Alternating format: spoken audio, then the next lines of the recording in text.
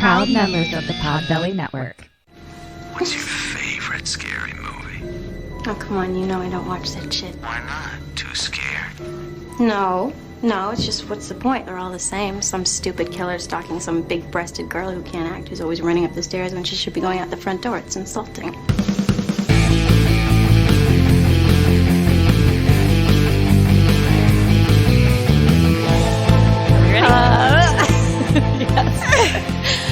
And hello! And welcome to Kim and Kat Stay Alive. Maybe. We're a horror movie comedy podcast. We are going to tell you the entirety of a movie and spoil the fuck out of it. This week, Ketryn is going to tell it to me. Yeah, and we are not in the same room because we are social distancing. For the first time ever. I'm really glad that we figured out how to do it, but I miss you. But yeah, I'm glad we figured it out. We don't have the normal setup for this, so we had to do some workarounds, but I think it's working. I think it is too. And, if it does, I don't know what this episode is going to sound like once it gets to your earballs in the future present. But, just know that may be why it potentially sounds a little different, or maybe you won't notice a thing, which would be fucking rad. Yeah, if there's like a delay between us. I don't know how people do this. People do this all the time, though, but we like to be next to each other. Yeah, I like to feel Kim's energy in the room. How you doing, Burnsy? How am I doing? I think we're going to need to do a little bit of checkup for both of us. Yeah. I'm staying at home. How I'm doing changes on the regular, it feels like. Yep. What else? I am taking care of myself. I feel waves of loneliness and anxiety and all the other feelings. Those seem to be the heaviest for me. And but other times I feel okay. I'm doing a lot of things to take care of myself. A lot of bubble baths. Right? A lot of quarantine. Quarantine is all about bubble baths, dude. Like, the power of a bubble bath. Oh, it's wonderful. A lot of, I don't even know. I just put on things that make me feel good and push play. Like I did a little inspirational dance thing with Julianne Hough this morning, and it fucking really helped. Not going to lie. Love it. I love it. A lot of video chats, which is kind of exhausting in itself. It's just a lot of technology, and it's getting exhausting. The technology is getting exhausting. I could not agree more. Yeah. I would like to say I am so proud of you, and I'm so impressed. And I know that the people that don't have like a roommate, or people that do have a roommate and those roommates are kids, this is a very, very difficult time for you guys in a way that is different. So great job. Yeah, I think it's difficult for everyone in their own way. And that's okay. Like, I think we can be aware that like really tragic shit is happening, and at the same time have our own feelings of stuff. You know what I mean? Like, it doesn't have to be like you can have both, you know? Yeah. Yeah. But I have been quarantining. I know, Kim, you are killing it with the quarantining. Honestly, I only went on a couple quarantine dates. Obviously, FaceTime everyone. But and then I just started talking to one person, and now like I kind of only talk to him. So fucking crazy. It's like this weird modern day love story. But it's weird. Now it's starting to feel like a little bit of like a dating purgatory though.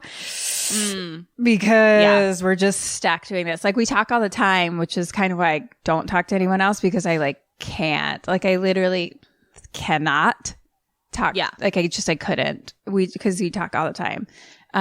Which is great. And I love that. And he like texts me good morning every morning, which I really love. Aww. And it's sweet. I think if you just put yourself into the pretend it's 1708, okay?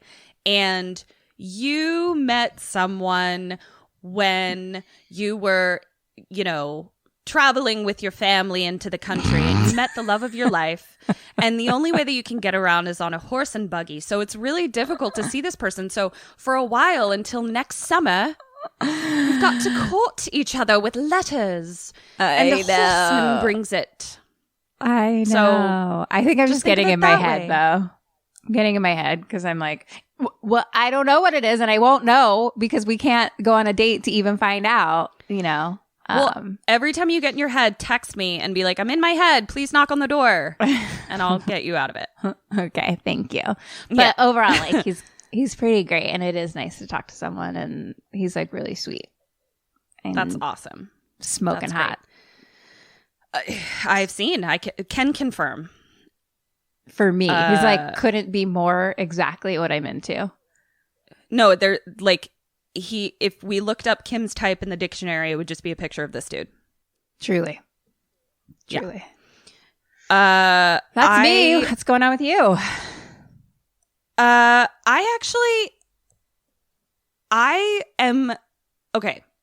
Do you remember when my wedding was happening and everyone thought that I was going to be the most bridezilla-y bridezilla that's ever gotten married? Yes. And inexplicably, I was not. Yes. I'm kind of having that experience where, like, if somebody had said to me, you are going to have no means of making money, you are going to be quarantined in your house, and there is a virus outside, anyone would have said, oh my God, that's going to put Ketryn over the edge. For whatever reason, like, I've been more calm than I have been in like 3 years. And I think it's a combination of the world's anxiety is now sort of like at my level of anxiety. So I feel normal. Yeah. And then also we've just had to deal with so many shitty things over the last 3 years that I'm just like, I got this. Yeah.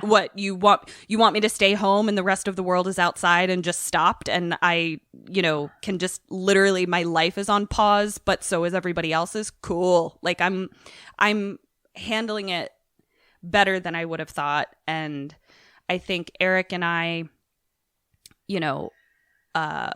years of couples counseling sort of prepares you for things like this because we already have a toolkit of communication skills that we were already sort of practicing. So we're able to kind of call on those when we want to murder each other, which I think is cool.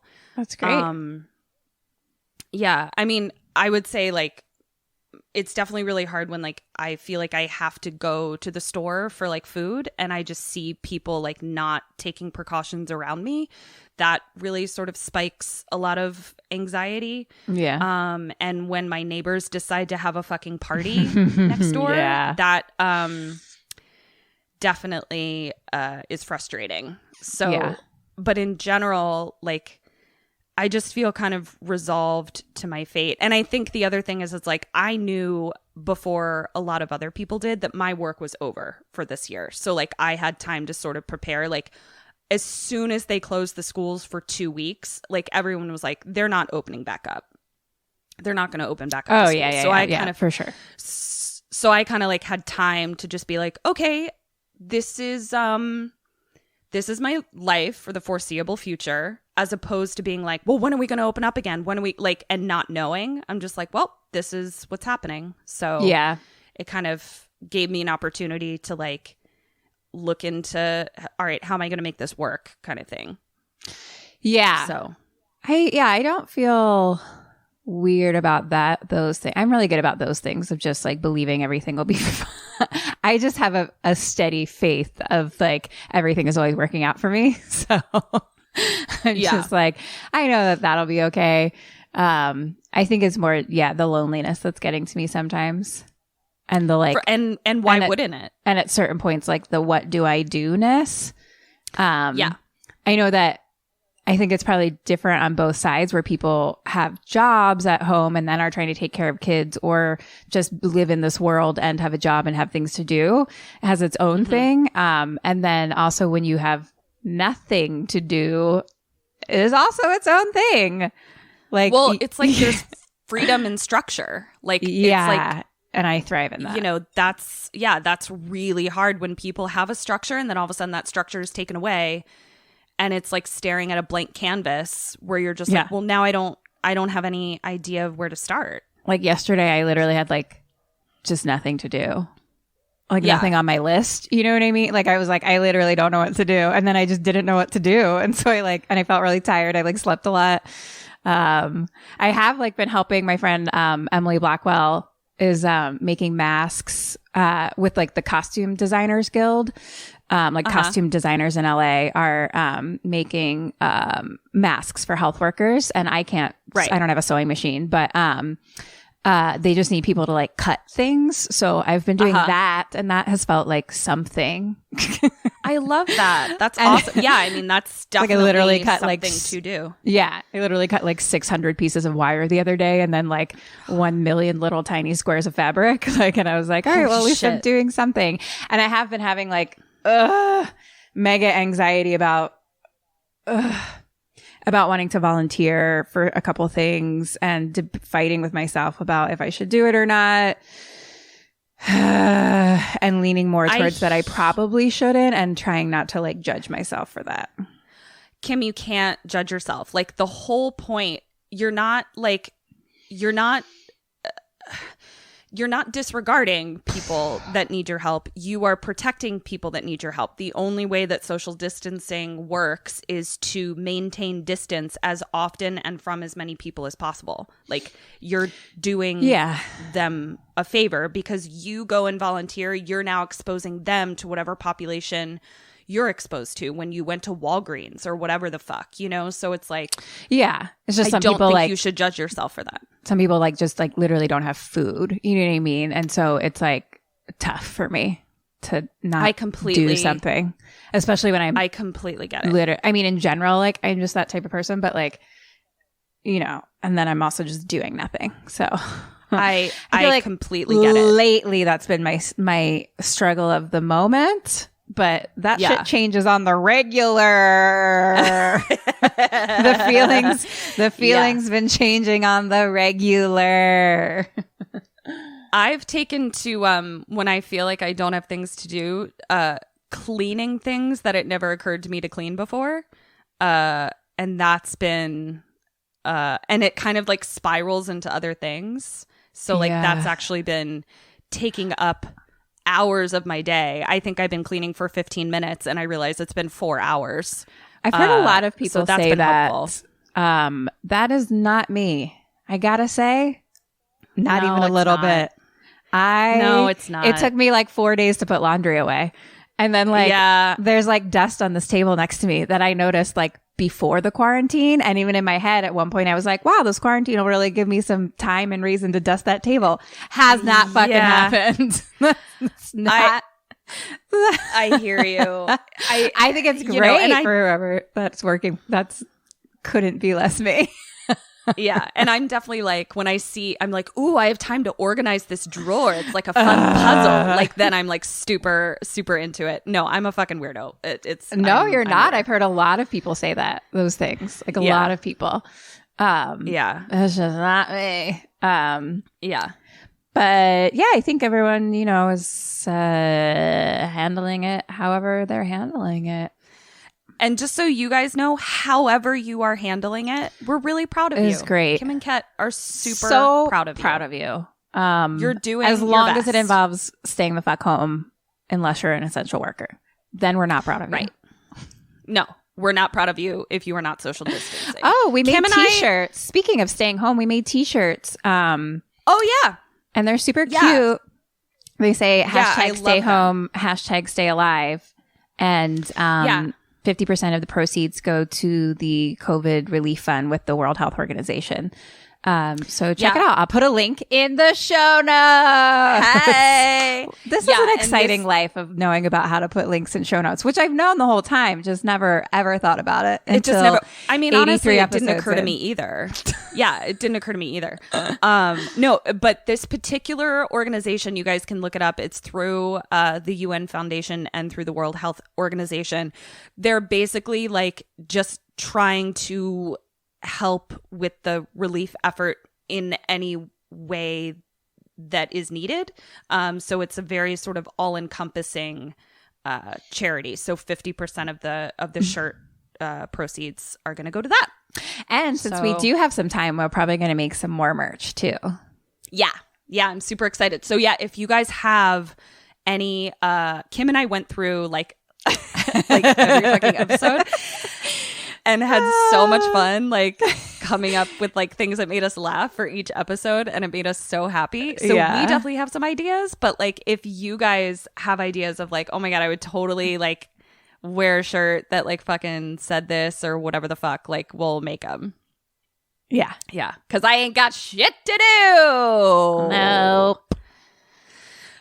Cool. Well, do we have anything else, or should I have no idea. I don't know. You know what? Seems like no. I'm just gonna dive right in. My brain is melty, so I've got like a serious under boob sweat situation happening right now. Well, the screen is cut off exactly not at where I could see. Oh, there it is. Yep. But before it just looked like you were having so much fun with your boobas. For no particular reason. And I was like, listen, you've got great tits. I don't blame you. I was just like, those look like super fun bags. I mean, you know what? They are. But they're real under sweaty right now. I also am having an under boob sweat. Oh my God, are we having sympathy under boob sweat? Oh, we are. Even from across the land, our boobs can sweat together. Oh, that's so sweet. Oh my God. You're a real friend. You're my best friend. I know. You're my best friend. Our boobs will sweat forever together. Okay. Anyway, did you want to tell me about a movie? Okay. This is a movie that I've actually seen before, but it was like kind of a comfort food situation. But what's funny is like I hadn't seen it in such a long time that the very sort of intricate themes of it I had forgotten, and it is much more closely intertwined with our current state of affairs than I fully remembered. Okay. Which I find funny because Kim and I actually had a conversation where I was like, I don't know. I feel like a lot of people are watching like Contagion and shit like that. Like, should I do like some sort of virus apocalypse sort of situation? And I was like, I don't know if I want to watch that. And Kim was like, I don't know if I want to listen to that. And then sure enough, the one that I pick, I was like, this is more closely related than I recall. Fucking great, Ketryn. I know. Yeah. But not like so much. There's just like something. Yeah. Anyway, okay. You'll see. I also learned that I love me a rock opera. I really do. I thought you were just stopping there. That I love me. And I'm like, that's great, Ketryn. You should love you. I also, you know what? I also love me. Everyone should love themselves. And me loves a rock opera. Who doesn't love a rock opera? So here's what I don't love. What? Trying to take notes on a rock opera.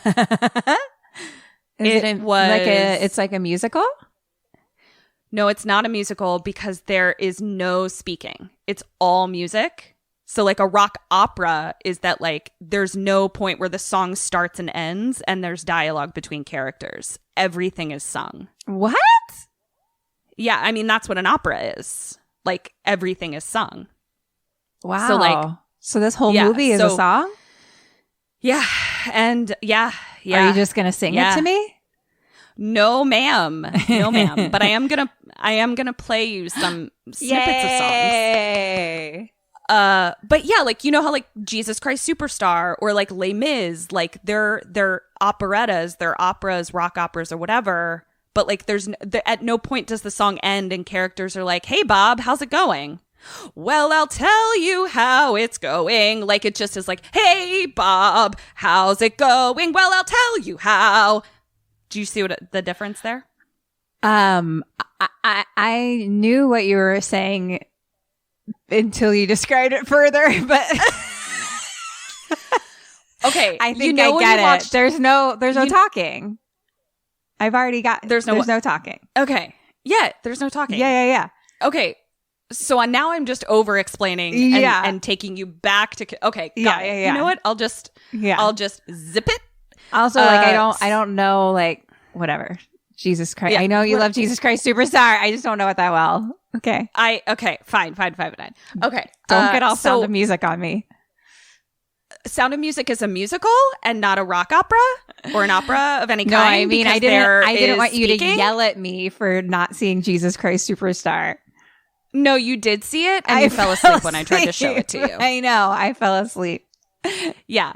So that is something that I actually haven't found a way to talk to you about yet in almost 10 years. So we're certainly not going to do it now. Okay. I'm not ready to get into it. So I need you to respect that and give me my space about it. Okay, Ketryn, whatever you need. Okay. So I also picked this because I've talked about this. I don't know. Oh, wait, hold on. Are you going to tell me the name of this movie? Yes, just give me a fucking second. So my other guilty pleasure when things are tough is I watch Buffy the Vampire Slayer. Right. The star of this movie is one Giles. Rupert Giles. This is called Repo, the Genetic Opera. Repo, the Genetic Opera.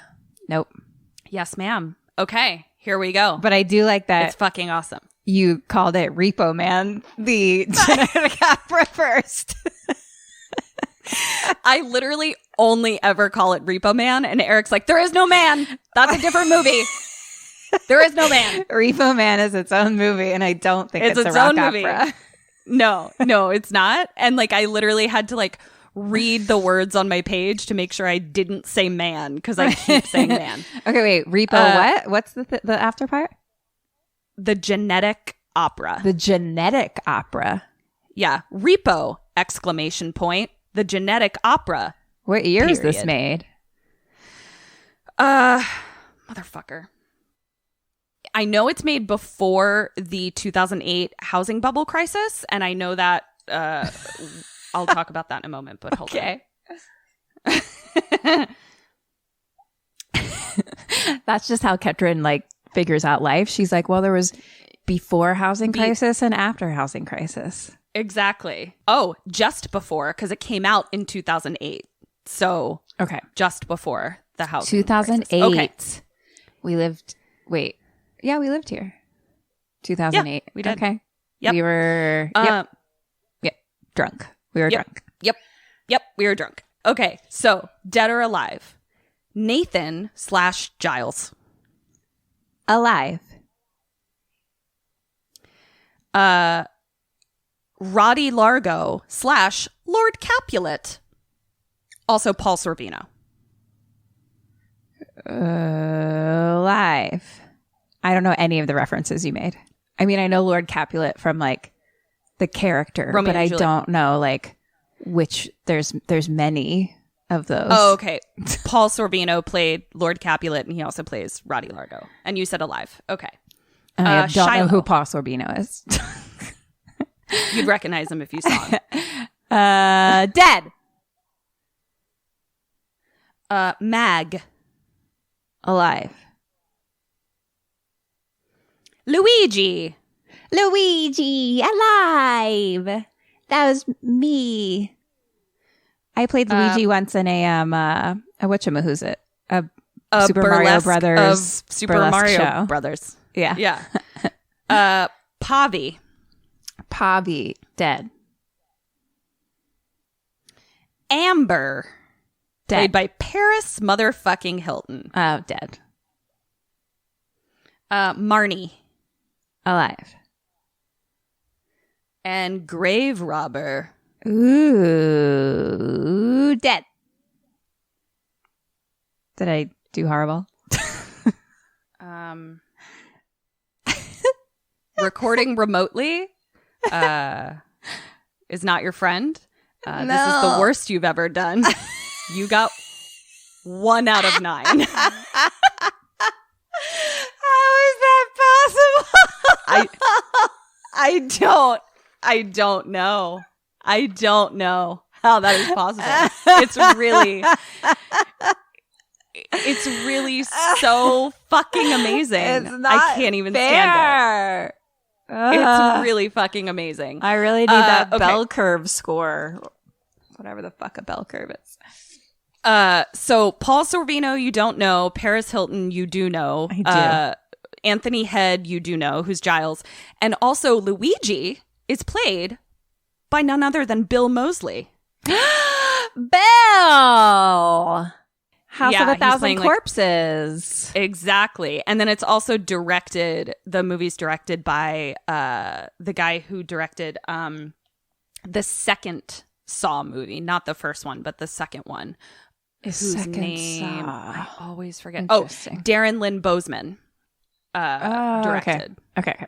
Yeah. Okay, so here we go. We open on a comic strip that is giving us the backstory.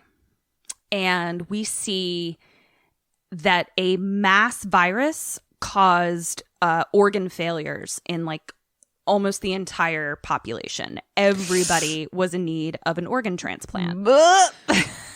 I'm already triggered. So yeah, it's triggering. It's there's a lot of parallels. There's a lot of telling of the future, if you will. So all of these people, specifically, obviously, like rich people can afford to replace their organs, right? Poor people can't. Right. So a corporation called GeneCo comes in and says, well, have we got the solution for you? We can get you that new liver, that new spine, that new heart that you need, and you can finance it. Did you say spine? Yeah. Is spine an organ? The spinal cord can have malfunctions. Yeah. Oh, it's not great. Like there is everybody's entire body is falling apart. Oh, I don't like that. So, no, it's a bummer. So Roddy Largo / Paul Sorvino / Lord Capulet comes in the comic, and he's like, I have the solution for you. GeneCo can get you this organ that you need. Now, it's not quite clear. It's a very sort of like dystopian futuristic thing. So it's not totally clear where they're getting all of these organs. They may be manufacturing some of them, or they may be coming by them in not a great way, but all of the organs have literally like a GeneCo barcode on them. Okay. But what happens is if you get a GeneCo organ, you have to pay it back. And if you default on that organ, then they take it back from you. Kind of like selling bogus mortgages to poor people to buy houses, and then they can't afford it and they foreclose. Yeah. So it's not the housing bubble, it's the organ bubble in this. But they've also come up with a way to do like lots and lots of surgeries very, very quickly. And they have a new drug that's a really powerful anesthetic called Zydrate. And so plastic surgery and altering surgery becomes extremely trendy, and like everyone is getting, not only are they replacing organs, but they're also getting like all kinds of surgeries, and people are getting addicted to surgeries and also getting addicted to Zydrate, which is like this drug that allows you to like feel no pain. Wow. So it's not great. No. So that's where we start off. So then we come in with our first character introduction, and it is our grave robber, who also is kind of our narrator through the whole thing. And he comes in And it's a dark dystopian alley. And we see this dude that he's singing about in like a black gas mask. Like we can't see who it is. And he's describing him. And he's like, out from the night, from the mist steps the figure. No one really knows his name for sure. He stands at 6'6", head and shoulders. Pray he never comes knocking at your door. Say that you once bought a heart or new corneas, but somehow never managed to square away your debts. He won't bother to write or to phone you. He'll just rip the still beating heart from your chest. Yeah. So he's the Repo Man. He is the Repo Man.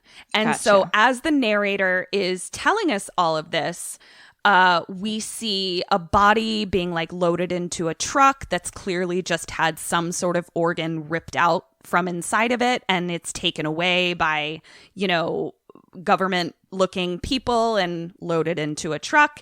And then we see a girl running down the alley, clearly running from the Repo Man, trying to like bang on doors and be let in. She finally lets herself into an elevator shaft and lets herself, and it's like an old timey one where you have to like close the grate across, and then like she goes up, and as she comes out, Repo Man fucking slices her throat.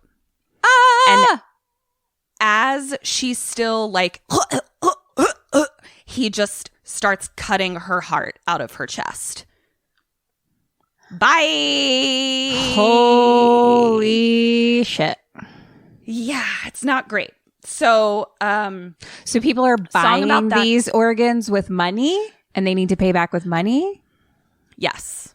And but they're really expensive, and if they can't pay it back. Yeah. And so GeneCo, if you think about it, GeneCo is making a major profit because for sure they're selling these organs. They're taking those people's down payment or whatever payments they make, and then they can't pay, so they rip it out. It goes back to the warehouse, and then they can put that heart into somebody else. So they've also, in this like sci-fi way, figured out a way that like sterilization appears to be like significantly less important. Because organs can be ripped out in an alley and like put in a truck and reused. So they've also like figured something else out about that. Okay. So now we are flying point of view over a real bummer of a dystopian city. I mean, like, it is just no nature, just all darkness and technology and like screens and billboards and things like that. And it's just all these advertisements for, surgeries and things like that. And then we also see that there is a spokesperson for GeneCo who is a singer, and her name is Mag. And she is the jewel of the genetic opera. We don't know what the genetic opera is yet, so we'll learn later. But she's basically like the face of GeneCo, okay? And she's called Blind Mag, because she was once blind, and GeneCo gave her new corneas that also have special powers that do other things as well. Ooh. Okay, so this is Mag. She's like the most famous person ever. And she's played by that like opera singer that got really popular around this time, like in pop culture, named Sarah Brightman.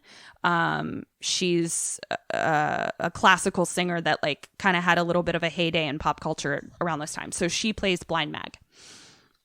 So point of view, we now come to a big giant skyscraper, fancy building, and we're like going up to the top floor of the penthouse. And we get to the penthouse and we see two chicks in like Matrix sunglasses with guns on their back and like the top half of a suit, but then the bottom half is like, fishnets and heels, and they're just like super hot, but they're like bodyguard type people. Okay. Fun Halloween costume. There are so many fun Halloween costumes in this fucking movie. Like we could literally do like a Repo genetic opera fashion show on Halloween. There are just so many cool costumes. Fun. So these two chicks come out of the elevator and they walk into a big giant open office, and they hand Mr. Largo, who is Lord Capulet / Paul Sorvino, Roddy Largo, an envelope. They don't speak, really. They just hand him the envelope. He opens it, and it's these candid pictures of his fucking kids. So one kid, Luigi, who's played by Bill Moseley, it's him, and he appears to be in like some sort of compromising like sex den situation, just like super embarrassing, not good for the image of the family. And then we see Pavi, who is so fucking creepy looking. He has like a different face clipped onto his own face. Well, and like it's literally like a face clipped to his face. Yes. Yeah. So he's like, it's like he's wearing like a mask, and he's just constantly carrying around like a hand mirror, and is just like obsessed with like having a new face all the time. And it's just like clipped on. Oh, and it's boy. fucking terrifying. Oh boy. Yeah. It's not great. And then so there's like a picture of him in like some sort of compromising situation. And then there's a picture of none other than Paris Hilton, who's like passed out in a drug den with like a needle in her arm. Okay. And so Roddy Largo is like, fuck you guys. You guys are the fucking worst. You disgust me. Like, you do nothing for the family name. Then off the elevator comes a doctor in a white lab coat, and he looks really fucking scared. He also is carrying an envelope, and he hands the envelope to Mr. Largo, and he's like, I'm afraid it's terminal. You don't have much time. It's spreading rapidly. Lord Capulet gets fucking pissed and like bangs his fist on the table. The two chicks behind him just pull out a gun, shoot the doctor right in the fucking head. Whoa. He does not like getting bad news. Damn. He's like, yeah. No, thank you. So now we cut to this really sort of musical. A really musical scene. That's a combination of beautiful and musical. It is musical. I love musical things. This really beautiful scene of like kind of like a Greek chorus type of situation where it's like this woman who's like in a graveyard in like mourning attire, and there's like a priest who's also in the graveyard, but he's got like a mask on. So it's like they're kind of our Greek chorus in that way. And Roddy Largo gets into the elevator after shooting the doctor in the head and also telling his kids that they all suck. All right, here we go.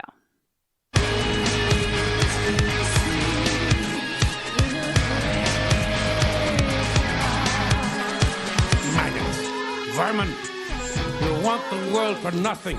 Commence your groveling. Rotti, your king is dying. Even Rotti Largo cannot prevent this passing. Who will inherit Jinko or keep those vultures guessing?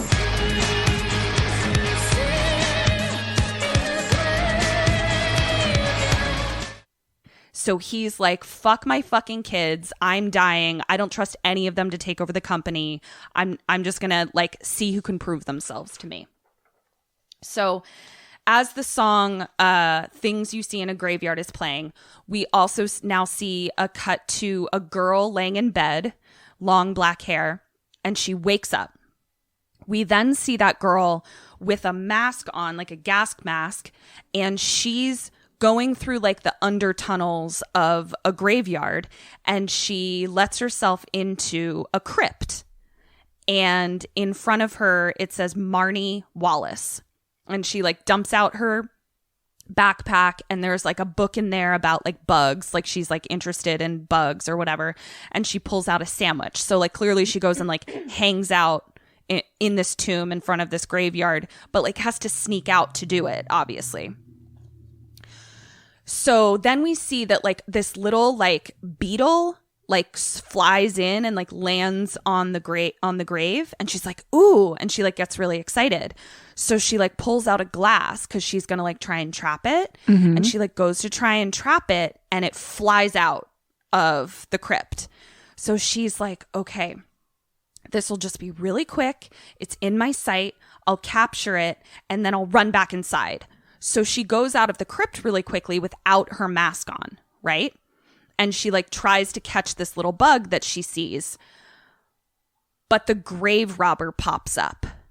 So she very quickly like ducks behind a tombstone, and she sees the grave robber start pulling out a body from inside of a tomb. For every market, a sub-market grows. But best to be punctual with making your payments. Lest it be you on the concrete below. So what the grave robber is saying as he's like pulling bodies out of a tomb is he says industrialization has crippled the globe. Nature failed as technology spread. And in this wake, a market erected, an entire city built on top of the dead. And you can finance your bones and your kidneys for every market a submarket grows. But best be punctual with making your payments, lest it be you on the concrete below. So he is there because there's all these fucking dead bodies, either from the virus or either from all of the surgeries that people are getting or people that couldn't pay for their organs and now they're fucking dead. Mm-hmm. But what's inside of everyone's body is this zydrate, which he can now sell on the black market. So what he does is he robs graves and he extracts this fucking zydrate from the dead bodies and goes out and sells it on the street. So we're like seeing what he's doing. And that's why we see like all these signs up around the graveyard that say grave robbers will be executed on sight. Whoa. So that's what's going down in this fucking bummer of a dystopian city. So many levels of this dystopia. Yeah, it fucking sucks to live here. I'm not gonna lie. I like it. Yeah. So pulls a dead guy out. This whole time, little Shiloh is watching this because she's trying to like get back into the crypt. She doesn't have her mask on, and she's like trying to hide from this grave robber. And she's like, "What the fuck is this guy doing?" Like she's completely freaked out. She's the bug girl. Doesn't she have a different name? Marnie? Mm-mm. Who's Marnie? No, Marnie was the gravestone that she was sitting in front of. Oh, her name is Shiloh, the bug girl. Her name is okay. Exactly, yeah. So she's watching all of this. And then he stands up and sees her. And she's like, oh, fuck. Then, because he's just like a fucking crazy person, and I had to ask Eric this, he just like screams at the top of his lungs and like alerts the helicopters that are like looking for grave robbers like to exactly where he is. I was like, what the fuck did he do that for? And Eric was like, I think he's just like a madman. Like he's just like a crazy person. I guess you'd have to be a grave robber in these situations. Yeah, I would agree. This is not, it's a job that requires you to have little to no logic for your own safety. So I mean, if you're a grave robber in a regular world, then totally sane. But in dystopia world, reasonable pastime. Yeah, right. Exactly. So he screams. All of the fucking like government SWAT people descend. Now we know that like the government is basically Gene Co. because like Roddy Largo has so much money that like he can just go to Congress and tell them to pass a bill. That was the other thing that was in the comic where like corporations run the country. Great, cool. Yeah, have you ever heard of that? I don't know. What? It's totally fanciful. Like it would never actually happen. Totally fiction. Complete fiction. But basically, like the repossessions of organs are happening legally. Like Roddy Largo went to Congress and was like, I'm going to give you a ton of money so that repossessions of organs and me murdering people that don't pay me is legal. And Congress is like, cool. Sure. Great. Money, we'll take it. Kill people for money, no problem. Yep. So in general, like if Gene Co., if somebody works for Gene Co., then like they kind of by default work for the government in this particular society. So the fucking helicopters, SWAT people descend upon the grave robber and also Shiloh, who's caught in their wake. And the grave robber is like, come with me. And he kind of like grabs the body that he was like extracting fucking zydrate from. And then also like tells Shiloh to follow him. And they like go into like another giant crypt.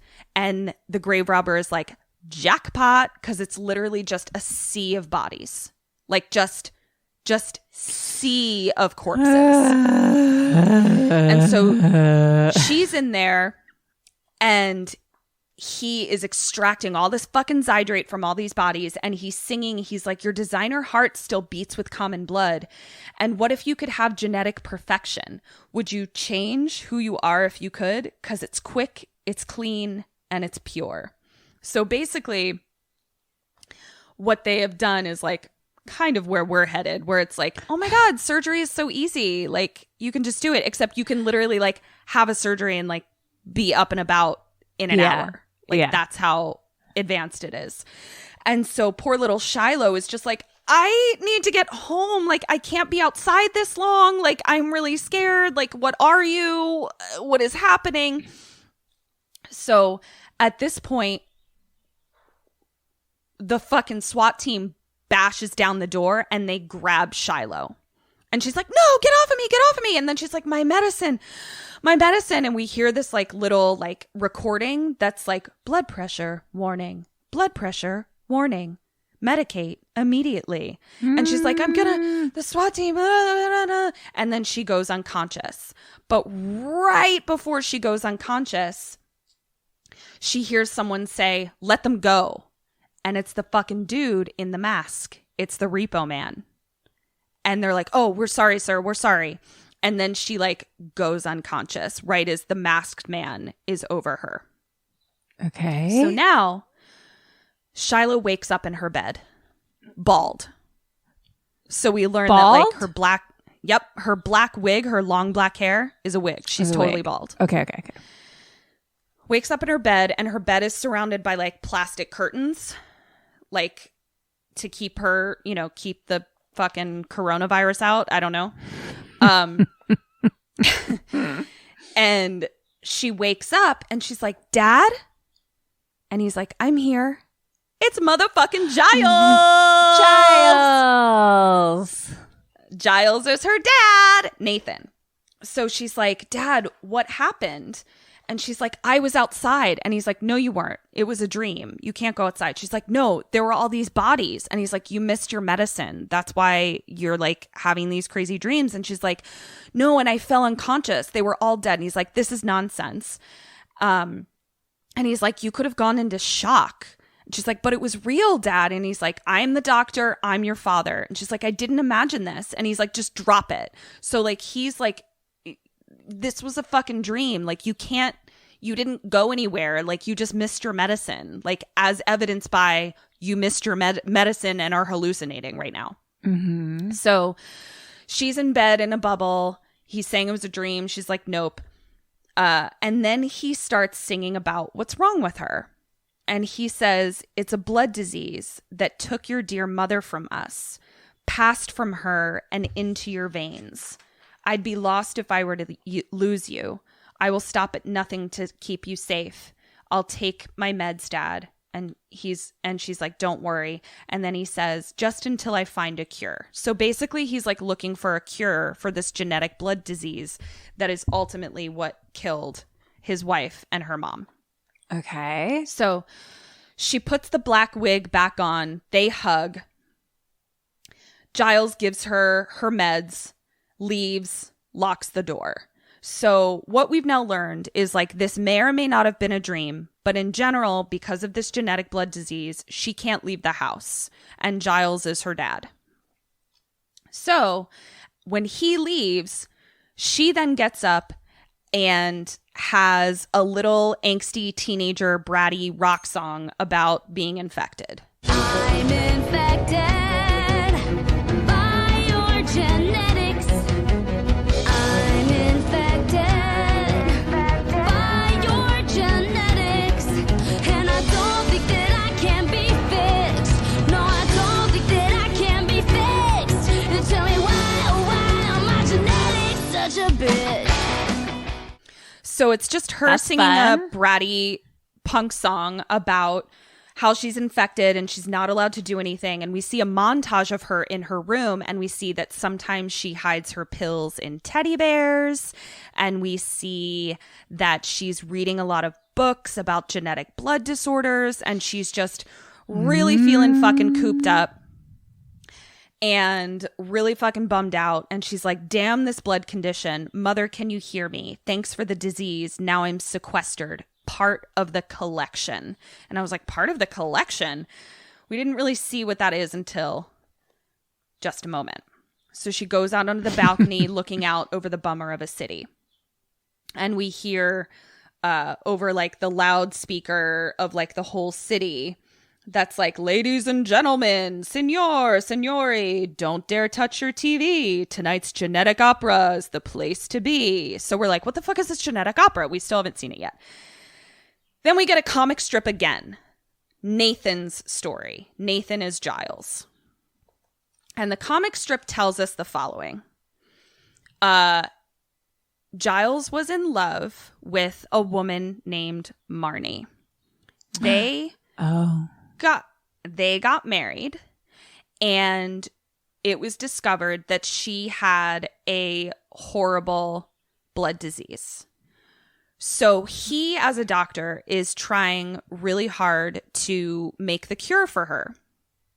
He thinks that he's found a cure, so he gives it to her.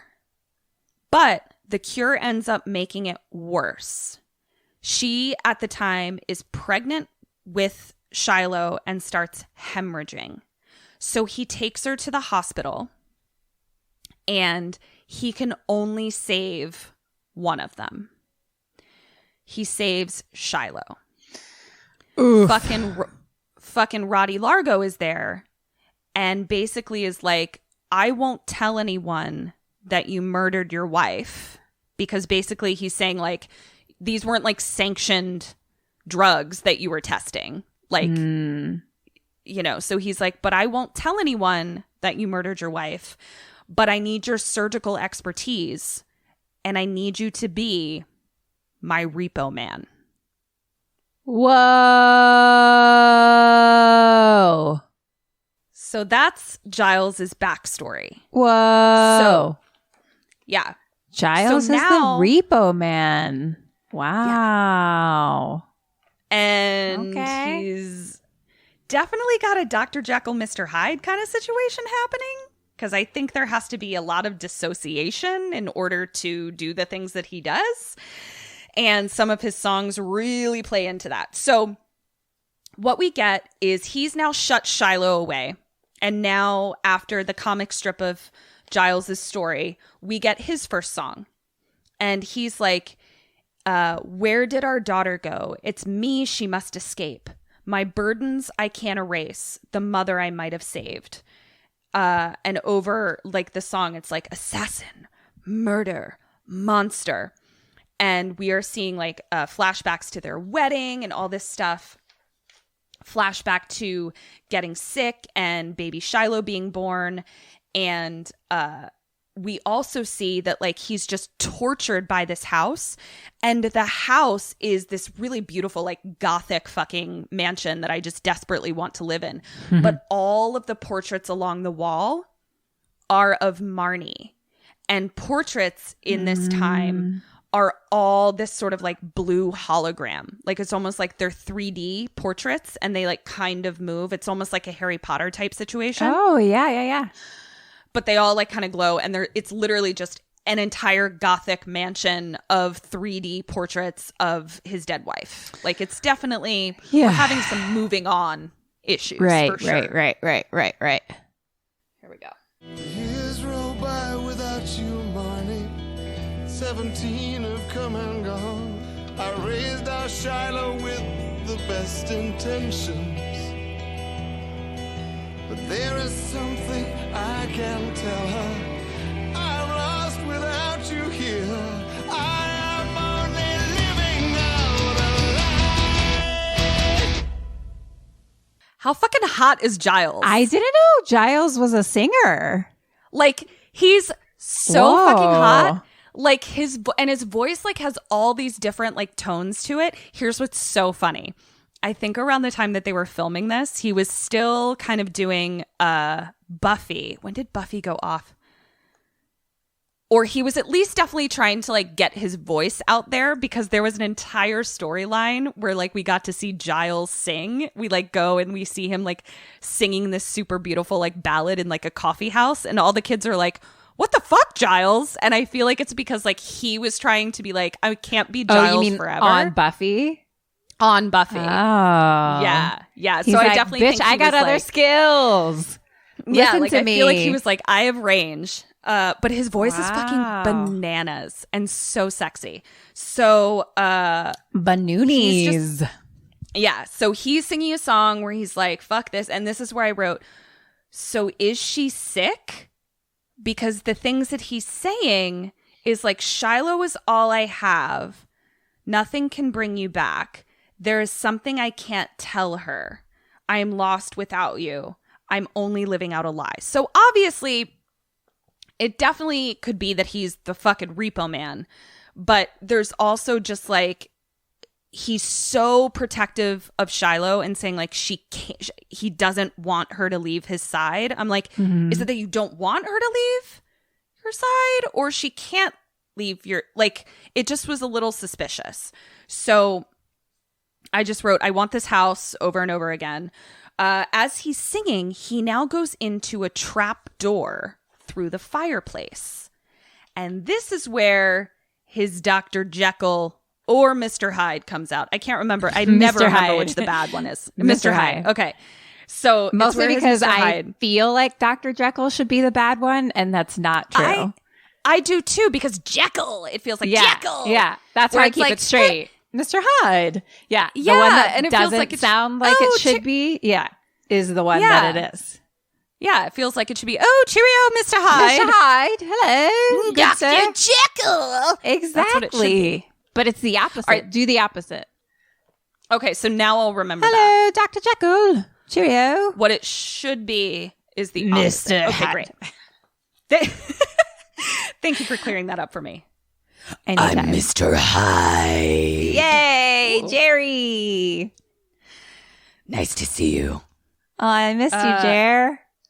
I've been social distancing over here. Good job. Good job. Stay safe, Jer. Okay. So this is where he goes down into his lair, his Repo lair. Okay. And his Mr. Hyde, his Jerry, really comes out. And he's like getting into his scrubs, you know, and we see that there's a fucking dude like strapped, like duct taped to not a wheelchair. It's like a standy-uppy thing. A stretcher? Okay, it's like a standy-up stretcher. It's like a stretcher, but it's a standy-up stretcher. Yeah. And the dude's like super fucking freaked out. And now Giles starts singing like, clean incisions I deliver, unscathed organs I deliver, repossessions I deliver, I'm the Repo, legal assassin. And this is where his voice actually gets like really fucking like scary and actually changes. So this is where we sort of see like, okay, like Giles definitely has to like tap into something to like do this Repo job, but that part of him like kind of gets some satisfaction out of it. Like he's definitely working some shit out. Okay. All right. So now cut to a giant warehouse of organs. Are these organs that came out of bodies? Are they organs that have been synthetically made? We don't know, but it's a giant, unsterile warehouse of organs. Apparently, sterilization doesn't matter in this terrifying future dystopia. Okay. And we see that it is the GeneCo warehouse. And here come all of the piece of shit kids. All of the fucking Trump kids. Largo kids. I'm sorry. Zing. Yeah. We have Don Jr., Eric, and Ivanka. I'm sorry. I mean Luigi, Pavi, and Amber. I love you. It is bananas. Like, this movie basically is predicting the future, and I just don't think anyone knew. Wow. So all the kids come in, and they are singing about marking it up. So they're just like basically like piece of shit assholes who are like tossing organs around, just being like, mark it up. Like, we're just making all this fucking money and we don't have to do any work because our dad is the boss and it's great. And I'm a piece of shit. And my dad's probably going to be president soon because that's how the world works. I mean, we're watching a movie. Never mind.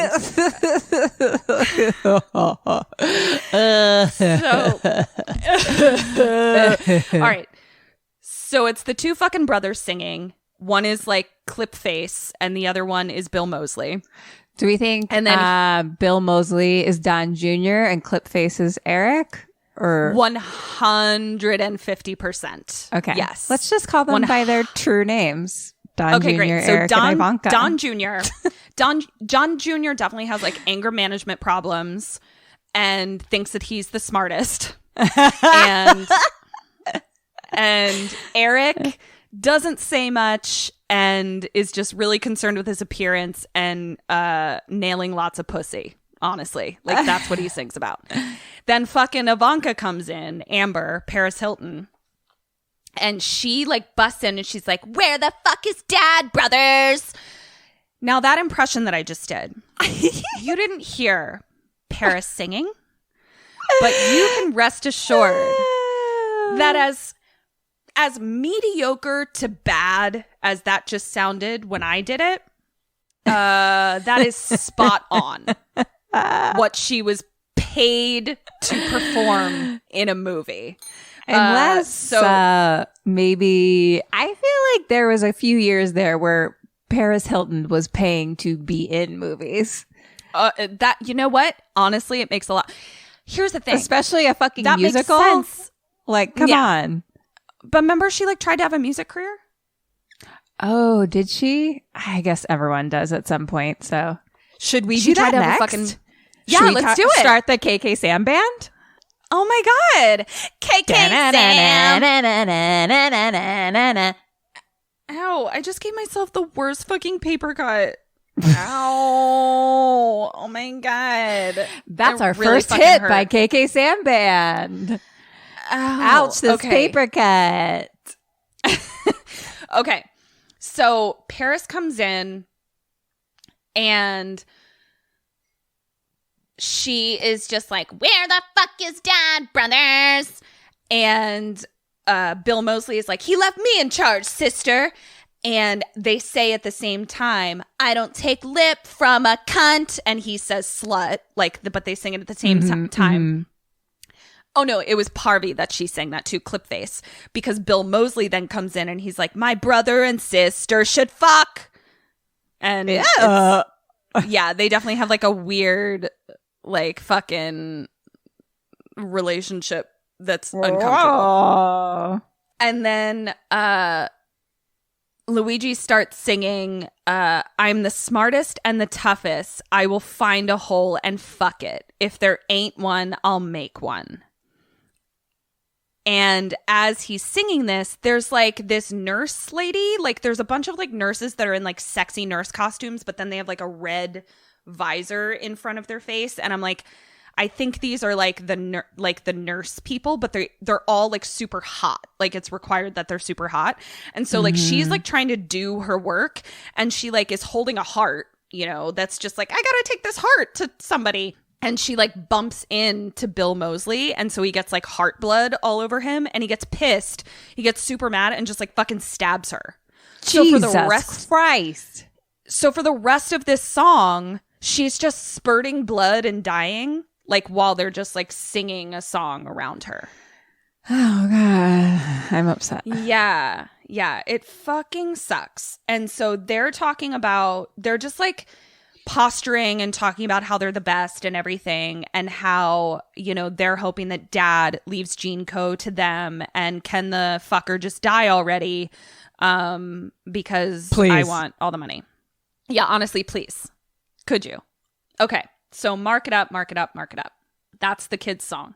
Cut back to Shiloh's bedroom after this song. And she is watching TV. And on TV is our friend Blind Mag, the spokesperson for Gene Co. And this is where we learn a little bit about Jean Co's Cornea Plus optical technology. Because she says, "Hi, I'm Blind Mag. Your treasured memories don't have to fade with time.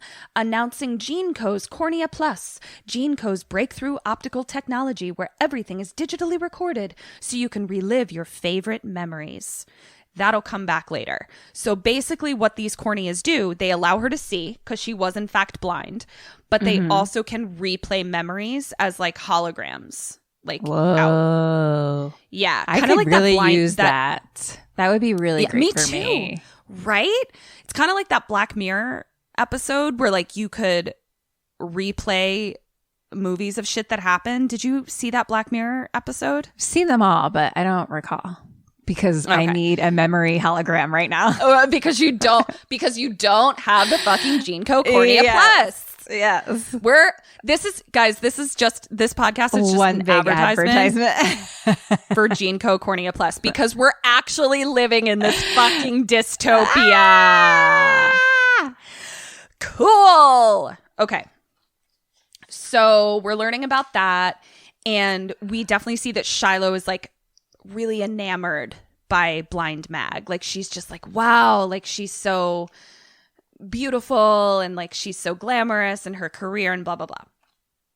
Then we see that Shiloh has this little watch. I think everyone does. It's kind of like a little Apple Watch, but like it has like a little hologram that pops up when there's a message, right? And so she's like, ooh, a message. She goes to her phone, her little watch, and it's a little fucking hologram of fucking Roddy Largo. Fucking Paul Sorvino, Lord Capulet, Donald Trump Sr. And he's like, incoming message from Roddy Largo. Shiloh, you don't know me, but your mother was once very dear to me. I can help you find your cure. Meet me in your mother's tomb. What? What? Question numero uno. What does Shiloh do and what do you do? I think that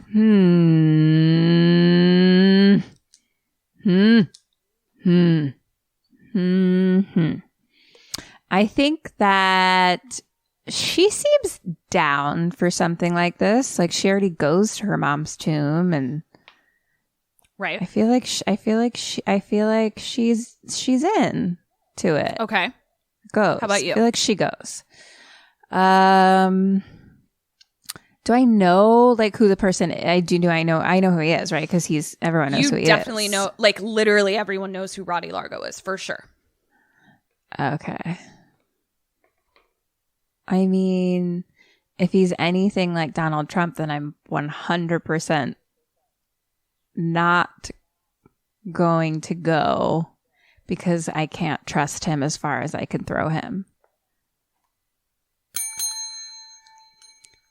2 dings. That sounds very weird to me over the computer. Did it? Oh, bizarre. Weird. It was bizarre sounding.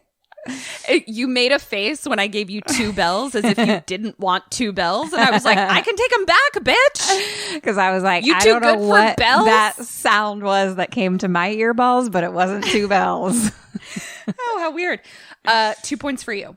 Yay. So she goes, you don't. I also would have accepted like even what is this hair? What side am I on? It's because it's the switch side video thing we've got going on. Yeah, it's really my right and left is not where I thought it was real going to be. Right left dyslexia through this camera video. It's really fucking my shit up. Okay, so I also would have accepted tell dad. I was your answer. Yeah. I was considering that for her. Yeah, because the thing is like, okay, great, it's Donald Trump, like, messaging you personally, but also, like, is it bad to, like, ignore a message from him? Like, I just feel like you should probably, like, tell an adult. Right. A fucking piece of shit mogul is messaging you personally and saying that he knew your mom. For sure. So she does none of these things. Now we get comic strip. Roddy Largo's story. So now we're getting Roddy Largo's story in a comic strip. We see that he's the most powerful fucking man in the world, blah, blah, blah. And he was in love with a woman named Marnie. Uh-huh. I'll give you a clue. There's not two characters named Marnie in this story. There's just the one. Okay, yeah. So he's desperately in love with Marnie. Marnie then meets this handsome, dashing doctor by the name of Nathan Rupert Giles. Yeah. And she leaves Roddy and she marries Nathan. Oh, so they were like together. They were together. And she left him for Giles. Interesting. Yeah. Okay. So he is like, I'm going to get revenge, obviously, because he's a monster. And he finds out that Marnie has this blood disease. And he also finds out that Giles is trying to come up with a cure for it. So he decides to get one of his lackeys, when he finds that Giles has found the cure, he gets one of his lackeys to sneak into the lab and put poison into the cure. The fuck up. Yep. Shut the fuck up. Because if he can't have Marnie, then no one can. Wow. I'm so upset by this. Yeah. What a fucking monster. Oh my God, what a fucking Giles, monster. Yeah, so fucking Giles thinks that he murdered his fucking wife. Oh my God. Roddy obviously knows when to swoop right the fuck in because he's the one who did it and says, wow, you're a real piece of shit. You murdered your wife. Good thing I'm the only one who knows about it. So now you're beholden to me. Yeah. So that is Roddy Largo's backstory. Now, I asked Eric, this is really interesting. I was like, so who's the mom to his 3 kids? And Eric was like, I think the point is that like it doesn't matter. Kind of like Donald Trump, where it's like all of his kids have like different moms, or the show Succession, where it's like, do you watch Succession? No, because I don't have HBO right now. Right. So this isn't giving anything away. He's got 4 kids. I think all of them, or there's at least 3 different moms, but like all of the kids still live with the dad because it's just like, I have the most money. Like I can just pay to like have my kids. Like I don't, the women don't even matter. So it's kind of like that where it's just like Marnie is definitely not the parent of these 3 kids, but like we never hear anything about the mom.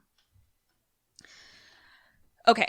So that's the story. And the Trump kids are older than Shiloh, right? Yes. Yeah, the Trump kids are like literally age appropriate for the real life Trump kids. Like it is exactly that.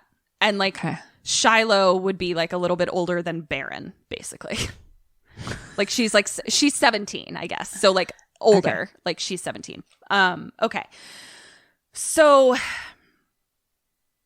we've just had the little message prior to the comic strip where Shiloh is told to go to her mom's tomb by Roddy Largo. So now we're in the limo with Roddy, and he is singing to us about what a fucking piece of shit he is and just confessing everything. And he's, I'm a piece of shit. This is my song. Yeah, it's just a big song where he just says, I'm a piece of shit. And so what he's saying is he's like, dust. My children were a bust. They shall inherit nothing. My legacy is too great to throw away on ingrates. Nathan Wallace had potential till he stole my Marnie away. In denial, Nathan blamed himself for Marnie's sudden death and never once thought to suspect the man who wrote his checks. I guess I'll take it to my death. And like literally maniacally laughs.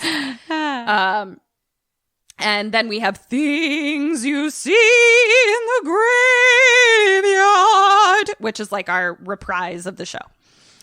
And blah, blah, blah, I'll take it to my death. Okay, so now the song is continuing, but now we see that Shiloh has gone into Marnie's grave and Roddy Largo is standing outside of it. Okay, so like he's standing outside of it and he starts like, quote unquote, talking to Marnie, like her spirit, you know? And he's like, Marnie, it's Roddy. You never should have left me. I would have given you the world. It's been difficult to see you after what you've put me through. You forced my hand and made me do, well, it looks like I'll be joining you. It seems the man who cured the globe cannot stop his own extinction, but I can go out with a bang. I can go out with a bang. And as he says this, his fucking hot chick henchmen throw like a smoke bomb into the fucking tomb. Oh my God. And Shiloh was like, what the fuck? And she's like kind of like starting to like pass out, and the two fucking henchwomen come in and like kidnap Shiloh. Oh my God. And usher her into the limo. As this is happening, she starts to hear her little alarm that's like, blood pressure dangerously low, medication immediately. And so she's just like, no, like I can't be outside. So she's like, I'm being kidnapped, but like also I need my medicine. Like also I'm gonna die, which is like totally freaking her out. And so she's put into the limo with Roddy. And the whole time she's just like, why the fuck am I in a fucking limo with Donald Trump? Like, why did I just get kidnapped by Donald Trump? And Donald Trump is just like, oh, aren't you pretty? And he's like, barf. I own Gene. Yeah. And he's like, I own Gene Cone. She's like, yeah, I know. Like, I fucking know who you are. Like, why are you kidnapping me? And she's like, I can't be outside. Like, please. Like, I have a blood disease. And he goes, but there is hope, an antidote, and you could be the first to sample it. The Gene Co fix to all blood diseases. And I can use someone like you, the poster child of progress. It's the cure you sought, Shiloh. And then, so obviously she's like, oh shit. Like, he's offering me like the one thing that would allow me to like be outside and like experience life. And I'm like, bitch, you've seen outside? You don't need to go out. Looks like shit out there. Stay inside. Just stay the fuck inside. Hashtag stay inside. Everyone. Social distance. So he's like, a function awaits. Will you be my date? And she's like, I can't. And Barf. He's like, now, okay, so just to be clear, he definitely is not treating her like a hot piece of ass. He's definitely treating her as like a daughter. Just so that's very clear. So when he's saying like, will you be my date? He's like he's acting very paternal towards her. Got it. So she's like, I can't. And he's like, blind Mag will be there. And she's like, Mag? And he's like, yeah, you two should meet. And she's like, my dad will worry. And he says, who says that dad needs to know anything? So now we cut to Giles in his lab. And this is where we're seeing a real fucking Mr. Hyde shit coming out, okay? Because he's got his same motherfucker that defaulted on his fucking, organ payments.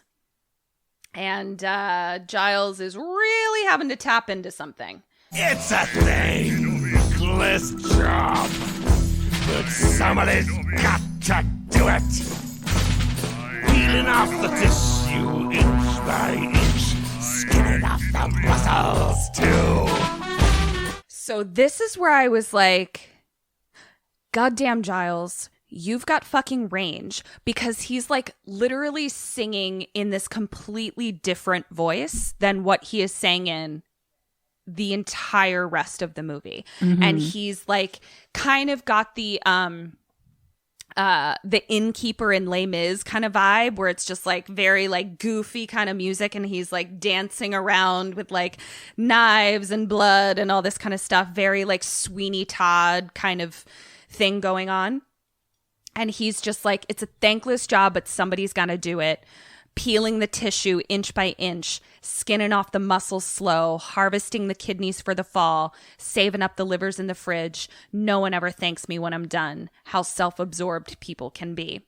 And then he just starts like cutting all kinds of organs out of this dude. No anesthetic. He's still completely alive. And he like goes in through the stomach, but then pulls out his heart. I'm like, that was a really circuitous route, sir. Like, you were just being an asshole. Like, he just takes out all of his intestines and his stomach and his liver to get to his heart. And I'm like, holy shit, dude. Then he sticks his hand up his body and starts using the dude's mouth as a puppet. No! Oh, God. Fucking Giles. Yeah, like, it was really upsetting to me. I feel like I'm having a midsummer reaction. Where you're laughing so hard at how upsetting it is. Yeah. It was awful. And I was having a really difficult time anyway, because it's like, it's my fucking beloved Giles, right? But then on top of it, I'm very much sexually attracted to him. And then on top of it, he's like being a terrifying monster. It's complicated.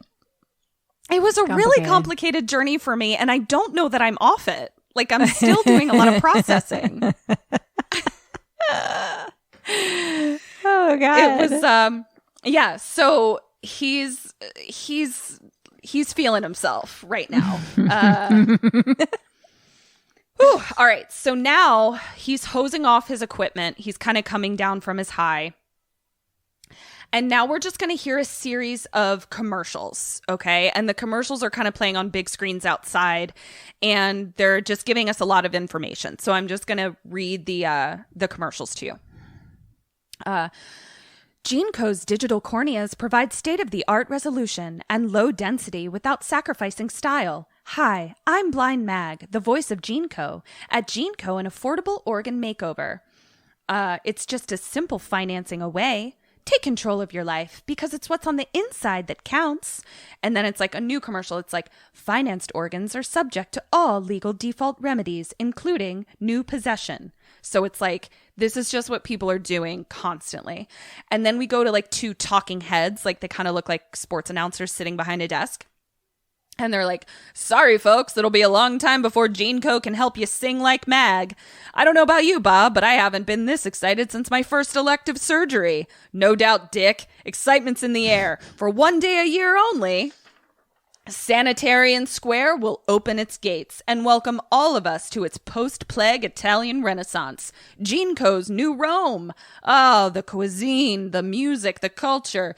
GeneCo provides the finest in Italian-inspired body version. Wow, this is turning into GeneCo's most spectacular and unpredictable event ever. So basically, GeneCo is throwing a fucking like festival where like you can go into like tents and like get your face changed and shit. Like, it's just a money grab festival nonsense thing. Okay. So now our camera like pans down to the actual carnival festival, and we see like a tent that at the top of it, it says like, replace your face. And we go in and it's fucking Jesus. clip-on. It's fucking clip-on face in there. No. And he's like holding up his mirror, and they're just like, do you like it, Mr. Lottie? And he's like, I love it. Now, fucking Parvy has a goddamn French accent. His mom must have been French. He's like, I love it. I'm not going to put that on my resume. Or he's just French a douchebag. I'll leave that off of it. So we have Clip-On Face, who's like getting a new face, and, you know, they're fucking, you know, think that they're hot shit. They can get whatever they want because they're the fucking Trump kids. Then we have fucking Don Jr. Luigi come in, and he's just like pushing people out of the way. And it's all these nurses in the red visors again. They may be called Genterns. It says Genterns. They secure the finest skin graft. They always talk about Genterns. So I'm going to postmortem that because I think Genterns might be the nurses. I'd also like you to post-mortem if I'm correct about Dr. Jekyll and Mr. Hyde. Oh my God, that sounds great. Let's do that. Perfect. Because you know what? Not sure. Because who knows? Pretty sure? Who knows? Not sure. Yeah. There's actually... Everything can be traced back to a 30 Rock joke. So in 30 Rock, Jack is going to donate his organ to his father. And he goes to Dr. Spichemin, who's played by Chris Parnell. And he's like a terrible doctor. And so Chris Parnell is like, it says here that you're getting a kidney from your father. And he's like, no, it's the opposite. Like, I'm giving a kidney. And he goes, and he's like, you maybe want to change that on the form. And Dr. Spichemin is like, oh, no. I'll just remember. Opposite. Then it cuts to another scene where they're back in the office. And he's like, so you're getting a kidney from your dad? And he's like, no, it's the opposite. And he goes, well, that's not what my forms say here. Oh my God. It's one of my favorite fucking jokes. So anyway, why am I talking about that? I don't know. Oh, Dr. Jekyll and Mr. Hyde. Post-mortem, Gentrins. Genturns. Okay, so now Luigi, Don Jr., comes in and he like throws a coffee in his face because it wasn't the flavor that he wanted or some shit like that. Like he's just, a general piece of shit. Then Paris comes in, Ivanka, and she's like, we learn now that she doesn't want Blind Mag to be the spokesperson for GeneCo anymore because she thinks that she should have a music career. Shocking. She wants to sing. Yeah. She wants right? Great. Right? Great. Yeah. So Shocking. she's like, why can't it be me? And they're just, all pieces of shit. And they're like, when I'm running GeneCo, in your dreams, Dad loves me. And they're like, they all love Pavi. When the geezer croaks, you'll all learn to respect me. And then here comes Dad. And he's like, what, little bitches? And they all like scurry off like little fucking twats. Because they're all actually scared of him. So they run off. And Blind Mag comes up. And Roddy Largo is like, I'd like you to meet someone. It's a daughter of an old friend. And here he comes with Shiloh, who has come to meet Mag. And we learn that Mag was 19, not much older than you. I heard her sing and at that moment knew I'd help her see and watch her talent bloom. I could help you too. Now, here's what's interesting. We know that Mr. Largo doesn't give things for nothing. So I'm like, what did he, what was in it for him? Yeah. To just, make her see. So here's where we get Blind Mag's comic strip story. Okay. Turns out Blind Mag and Marnie were best friends. What? So he gave Mag new eyes because he was the love of his life's best friend. But what we learn later is there is some very fine print in this particular contract. Hold that thought. So basically, her payment for these eyes was like, you're now the face of GeneCo. Right. So that's Blind Mag's story. Marnie's best friend, which will also come back later. So now we're standing in front of the paparazzi, and it's Mr. Largo up there, and he's standing with Blind Mag. And Blind Mag here's an announcement that's like, Blind Mag to the stage. And she's like, I need to go. And he's like, please don't go. And she's like, I must go. This is all happening in front of press and things like that. And he's like, don't say no. And she's like, I must see. And he's like, technically you belong to GeneCo. And everyone's like, and he's like, oh, I'm kidding. And she's like, right. And he's like, you're free to go. Just go ahead. I've have a great show. So he's kind of putting on this sort of show for the paparazzi. Prior to that, he handed her some big fucking scissors to cut a rope to be like, the festival is open, whatever the shit. So in all of this hubbub, Shiloh is now pushed into a room by herself. Okay. And basically they're like, this is backstage, wait back there. But like they lock her the fuck in. And she's like, where am I though? Like what the fuck is happening? So she's pushed into this like carnival room with like a bunch of like bloody surgical chairs and shit in there. And she's just like, I don't really want to be here. Like what is going on? And she's like, how am I going to find my way home? Cut to Giles in a fucking alley doing his Repo Man life. Okay. As he's doing his Repo Man life, we see that he has a dude strung up by his feet in an alley. And the dude is screaming. He's like, I'm sorry, I'm late. I'm sorry. And right as this is happening, he gets an incoming message on his little watch from Roddy Largo. And it says, collect on the Handelman account at once. His payment is past due. Repossess Gene Co's property. And so he's like, yeah, I'm doing it. And as he's getting this message, we see that he is removing this gentleman's spinal cord.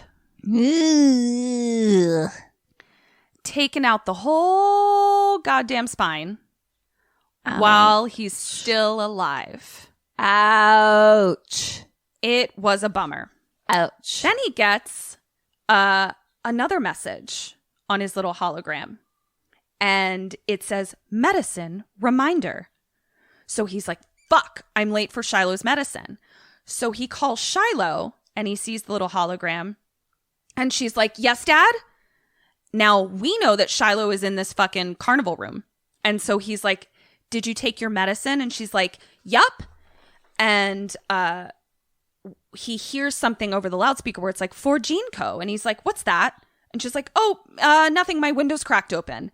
And he's like, should I head back? She's like, no, I'll be fine. I'll take it on my own. He's like, I can be there in no time. She's like, nope, won't be needed. And then we hear on his end, and she's like, what was that? And he's like, what, one of my patients, he's sick. And she's like, will he live? And he's like, it's looking grim. And she's like, well, you should stay and take care of him. He's like, okay, I'll be home right after. So they're both lying to each other. Oh, and then we have more of Giles, continuing to remove the spine. And we see that the spine has like a Gene Co barcode on it. Now we're back in the room with Shiloh, and we hear like on the loudspeaker, Zydrate, get your fill of Zydrate. And then the fucking grave robber like pops his head inside a window. And she's like, oh my God, help me. And he's like, shh, you're going to blow my cover. Shut the fuck up. Like basically what he's doing is he's trying to get in there to like steal whatever Zydrate is around, and finds that Shiloh's in there. And he comes in and he like steals an anesthesia gun. And then he's like, all right, fine, follow me. I know you have to get home. And she's like, where are we going? And we now cut to an alleyway again where he's like taking, oh, no. We now cut to the reporters still talking to Roddy Largo. So as Shiloh is like sneaking away with grave robber, Roddy Largo is still like being interviewed. And they're like, the folks at home would like to know your thoughts and views about Zydrate use and its abuses. And Roddy Largo is like, you know what? Let me let my head of the Zydrate support network take this question. Welcome Amber to the stage. And it's like fucking King Triton Sebastian being like, Ariel is here to sing. And they like part the curtains and she's not fucking there. And so and he's Amber, that's Ivanka? Yeah, that's Ivanka. Okay. And he's like super fucking pissed. She doesn't appear.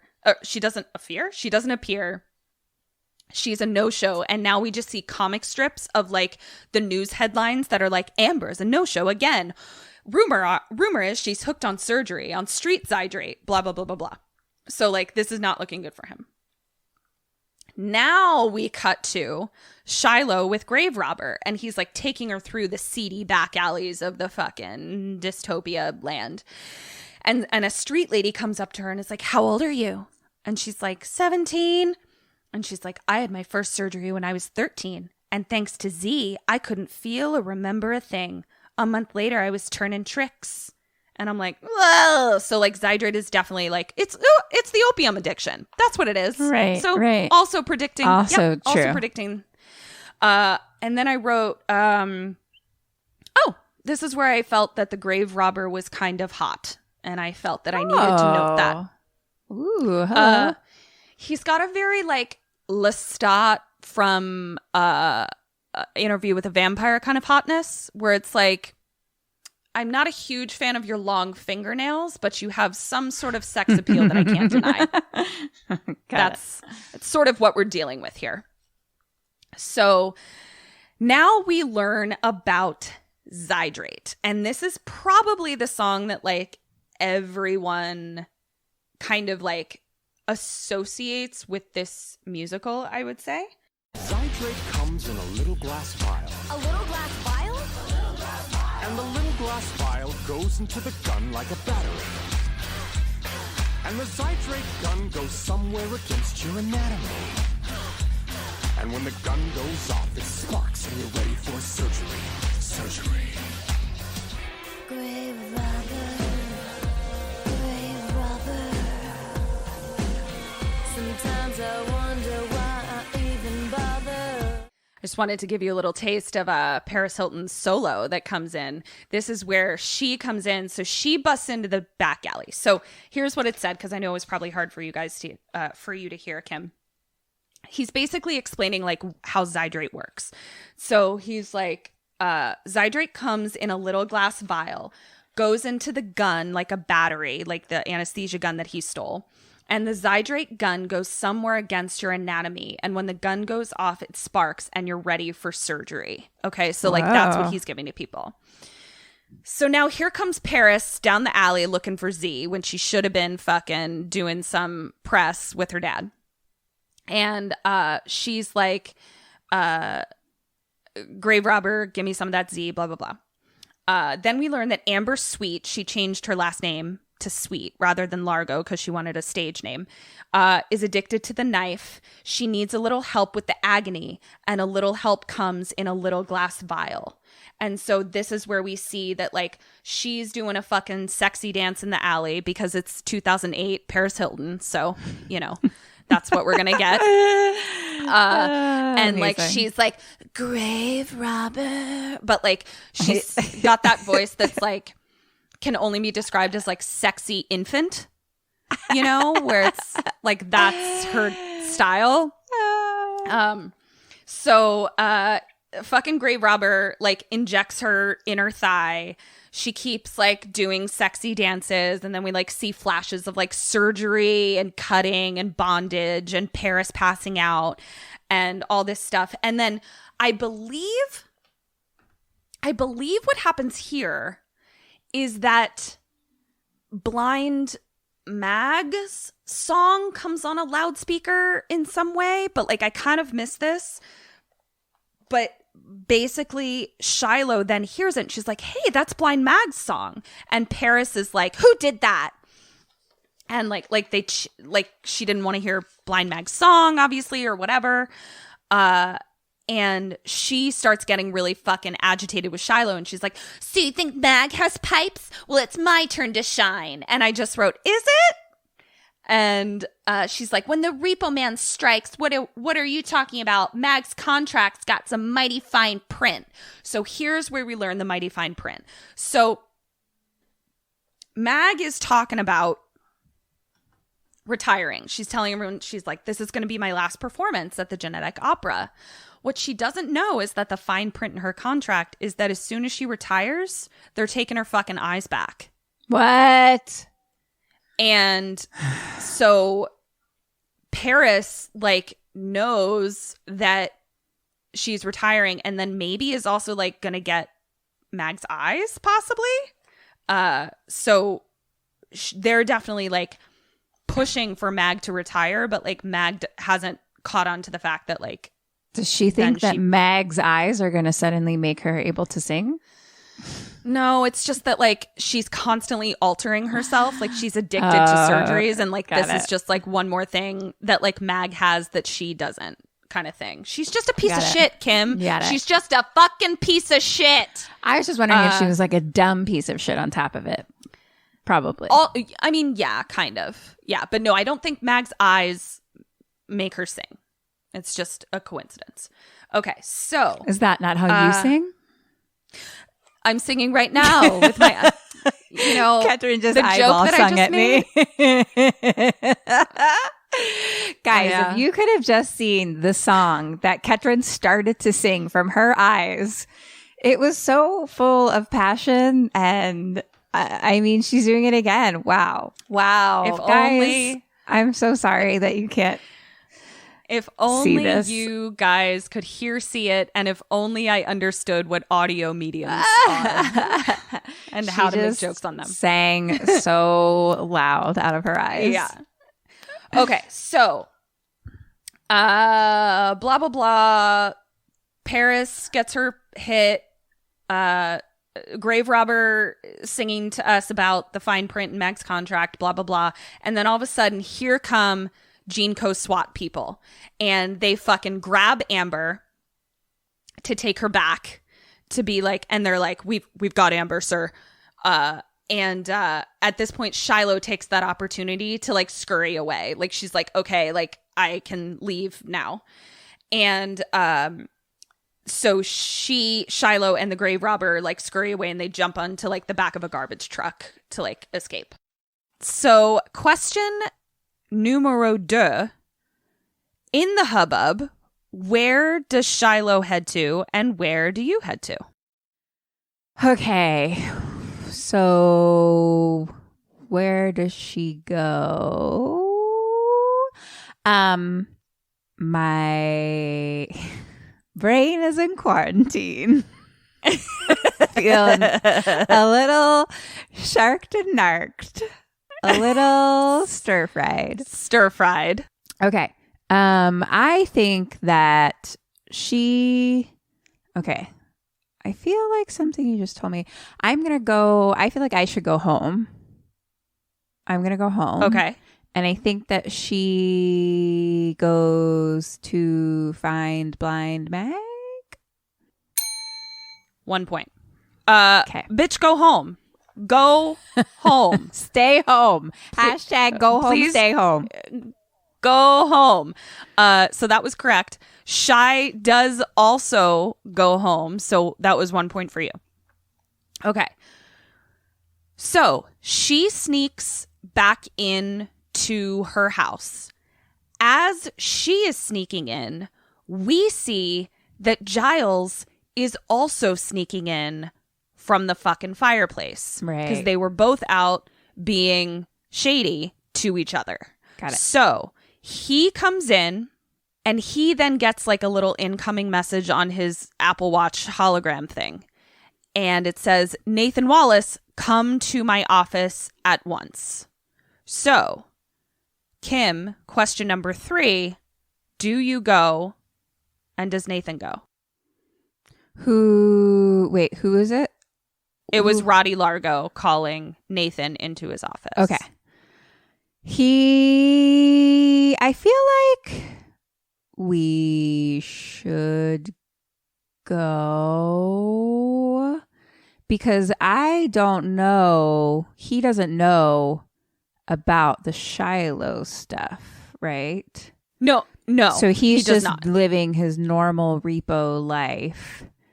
Correct. So I feel like we both go because we're just going to the boss's office, basically. Okay. Yeah, right?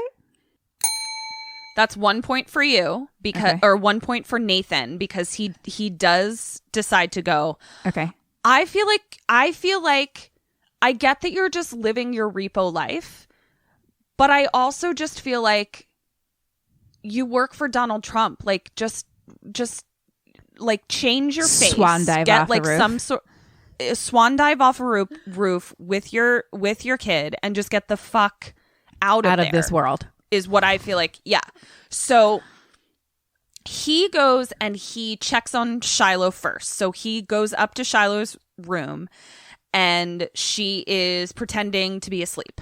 So he's like, cool. She's asleep. She's not going to know about my repo life. I got to get out of here. Shy was not asleep. And as soon as he leaves the room, she wakes up and continues reading this magazine or something that she like had hidden under her pillow. Okay. And we see that it's all about repo men. It's like an article about who are the repo men. Okay. So now she's starting to be like, what the fuck? This whole like repo man thing is really fucked up, because she's been so sheltered. And obviously like Giles isn't going to be like, let me tell you about what happens on the outside. She didn't know that was happening? No. Whoa. It doesn't appear that she knew that that was happening. So he's kept her like so that she doesn't even know that repo men exists. That's so great. Okay. So now we cut to Giles in Roddy Largo's office, and all of his dumb stupid kids are there. Right. And they're just being really taunting.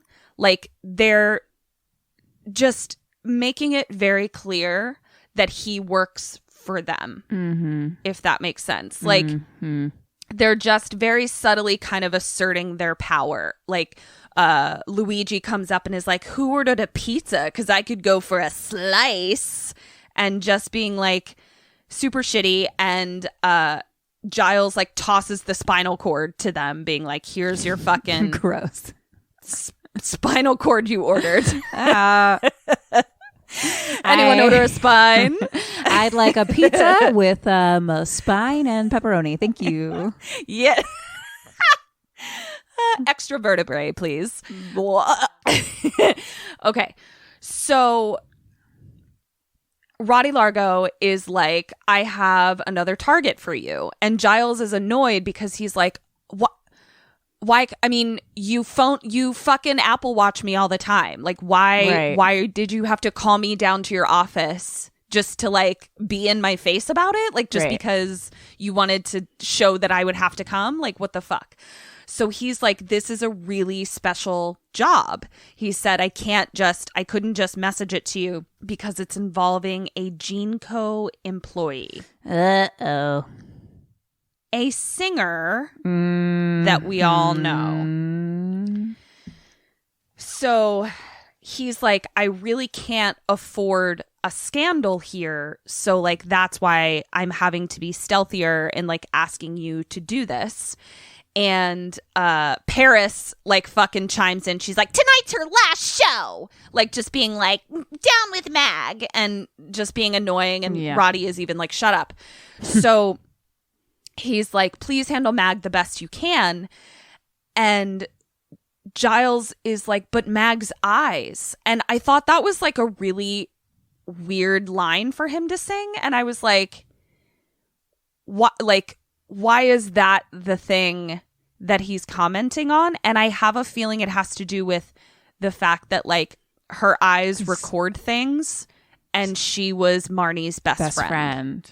Right. Yeah. So I'm wondering if like Marnie in there somewhere. Yes, is like somehow kind of still alive in a way. And like, but I don't know that obsessed. For sure. So it could because it could also just be that he's like, but then she can't see, like you're taking her. Because if she was Marnie's best friend and he was married to Marnie, then like they were probably friends, right? Exactly. I mean, you'd assume, but yeah. So, and he says that he's like, Mag was Marnie's best friend, and fucking Roddy Largo goes, well, you can reunite them. Meaning like when you take her eyes, she's gonna die. Right. So at this point, Giles tries to leave, and that's when they start singing to remind him who he is. And the fucking sexy nurses come in and are singing, remember what you did to Marnie. So they definitely are like constantly reminding him that like, you murdered your wife, and I'm going to fucking tell everybody about it. Right. If you don't do what I say. So. Great. Cool. Yeah. So he's basically just like, Roddy Largo is just like reminding Giles, you're a piece of shit who murdered your wife, so you have to do everything that I say. And at this point, Roddy says, we made an agreement. So in this moment, Kim, as Giles, do you agree to do it or do you not?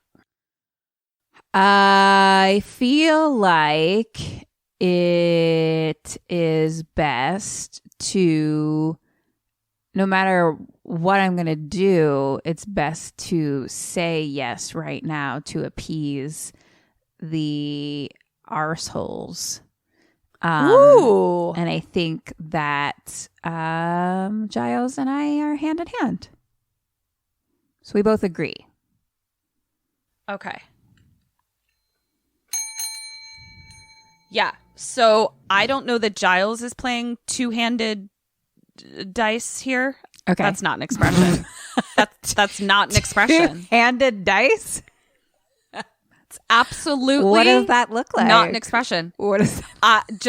It looks like this. Oh, she's just double jerking off right now. She's got two fists in the air. Jerking away. Yep. So Giles isn't two-fisted jerking off right now. That's not what he's doing. No, I think he's just jerking off the one dick. One. Got it. You're doing a double jerk. Here's the thing. You know exactly what I'm saying. It's a real toss-up as to whether or not our Sammys are going to know what the fuck we're talking about right now. Okay, so here is a little snippet of the song that is getting sung right now.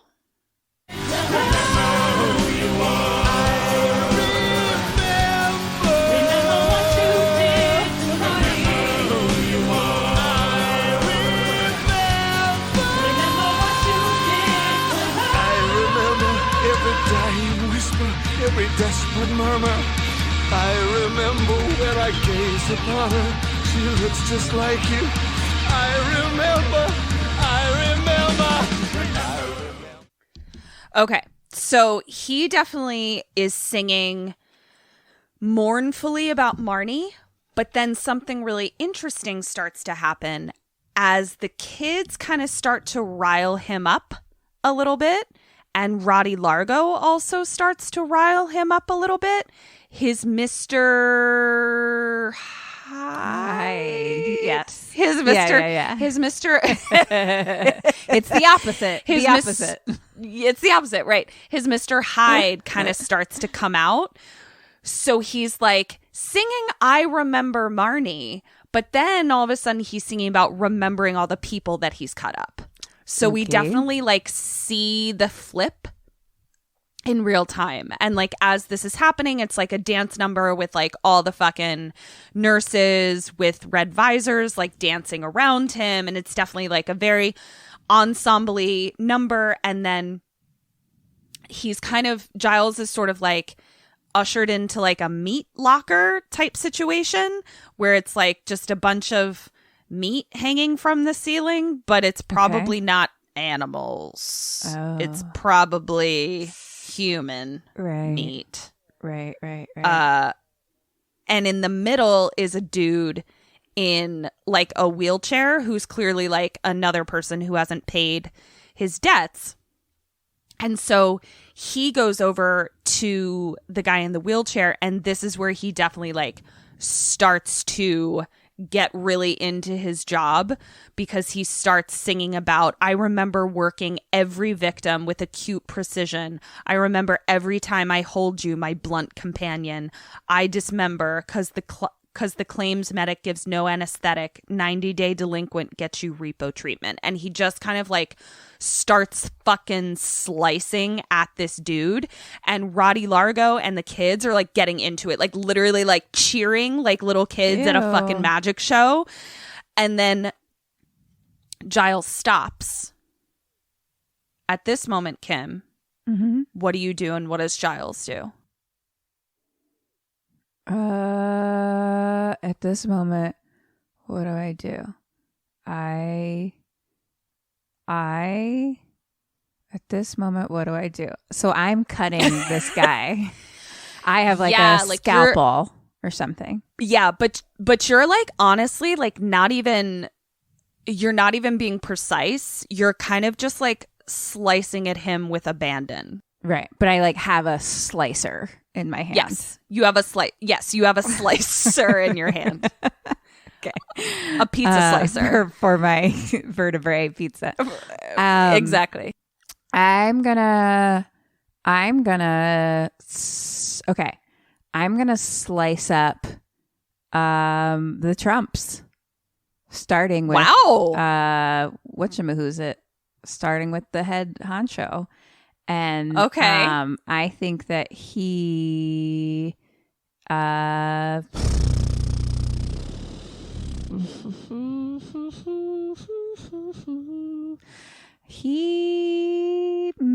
don't know if he would do that but he's a little crazy right now.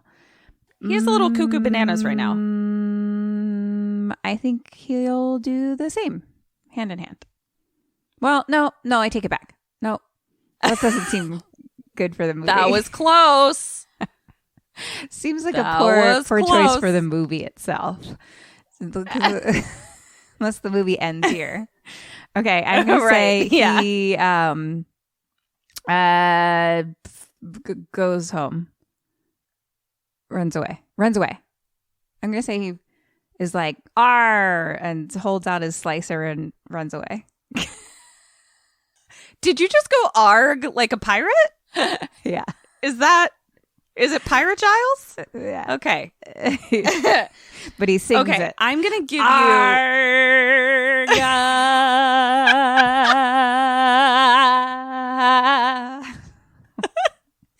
That was a beautiful pirate opera. Thank you. Really nice job. So, okay. I'm going to give you 1 point for Pirate Giles. Ooh. For leaving. He leaves. And I'm going to give you half a point for you slicing up the entire family. Here's why I'm giving you a half a point for that. I really like your chutzpah there. Thank you. Could you take on 4 people at once? I don't. I'm giving you a half a point because I believe in you. Thank you. But so I also much. don't know. But I also don't know for sure. So I'm hedging my bets. I'm two-handing that dice is what I'm saying. Two-fisting that dick. Got it. What are we talking about? I don't know. What is our podcast? Okay. So he fucking leaves. And as he leaves, we hear Roddy Largo say, "No one walks away from me." Spoiler alert. He's walking away from him. Ooh. So when he leaves, he says he wants out, then I will take him out. Oh. But I think there's a double meaning there. I think a double dice. He's talking about it's a double dick meaning there. Got it. For sure. All right. So cut to a beautiful Gothic mansion where Shiloh and Giles live together. Right. And we see a limousine pulling up outside of said beautiful Gothic mansion. Mm-hmm. And Mag gets out of the limo. Oh. Okay. And she is like in this big, beautiful hood. And she's definitely like not wanting people to see that she's there. Like she's got her hood over her head and is like kind of like, "Shh, don't tell anyone, world, that I'm here." For sure. And it's like a gate and then like a sidewalk and then the house, right? So like she like pushes a little button to be like, "Hi, Shiloh, let me in." And understandably, Shiloh is like, "Why the fuck is fucking Mag here?" Right. Like it's like fucking Lady Gaga showed up at my house. Right. But Mag is like, "When I saw you at the festival, I thought that I'd seen a ghost." She was like, "Your resemblance is so striking. You have your mother's eyes, her hair. I was told you died with her." Oh, shit. So she didn't even fucking know that Shiloh existed. Whoa. So whether it was Nathan Giles that told her that, or it was Roddy who told her that, We don't know. But she was like shocked, and she looks so much like her that she was like, obviously this is Marnie's kid. Whoa, that's crazy. And so she's still talking to her like from outside the house, but like Shiloh is like, you know, talking to her through the door kind of. And she says, I want you to know that I'm your godmother. Oh my God. And Shiloh is still like, I don't understand. Like, how are you here? Lady Gaga's my godmother. Aww, I know. Sweet. And she's like, I'm not supposed to talk to strangers and blah, blah, blah. And Mag says, or let them through the gate. And she's like, that either. Big risk. So Kim, question number 6, do you let Mag through the gate? And does she let Mag through the gate? I mean, I think 100% yes. Both of us. I don't see why not. Yeah. Sweet. I mean, regardless, like, more information is needed for sure. And I definitely would be like, why the fuck did my dad not let my godmom know that I was alive, and also that I have a godmom? Right. Like, this is what the fuck is happening. For sure. So she lets her in, and one of the ways that she convinces her to let her in is she literally is able to project a hologram of Marnie out of her eyeballs. So fucking Shiloh is just like, is that my mom? And so she agrees to let her in, and Mag is singing a song to her about like not making the same mistakes that I did. Like, you have your whole life ahead of you. And she's like, I want to get to know you. I want to tell you about your mom, and I want you to chase the morning. So Mag is singing this, but then the chorus of the song is sung by the hologram of Her Shiloh's mom Whoa. of Marnie. In you is a word of promise. We have both been kept in bondage, but you can learn from all my failures. I'm not supposed to talk to strangers. Or let them through the gate. That either. A big risk. A big fence. A mistake. A new friend.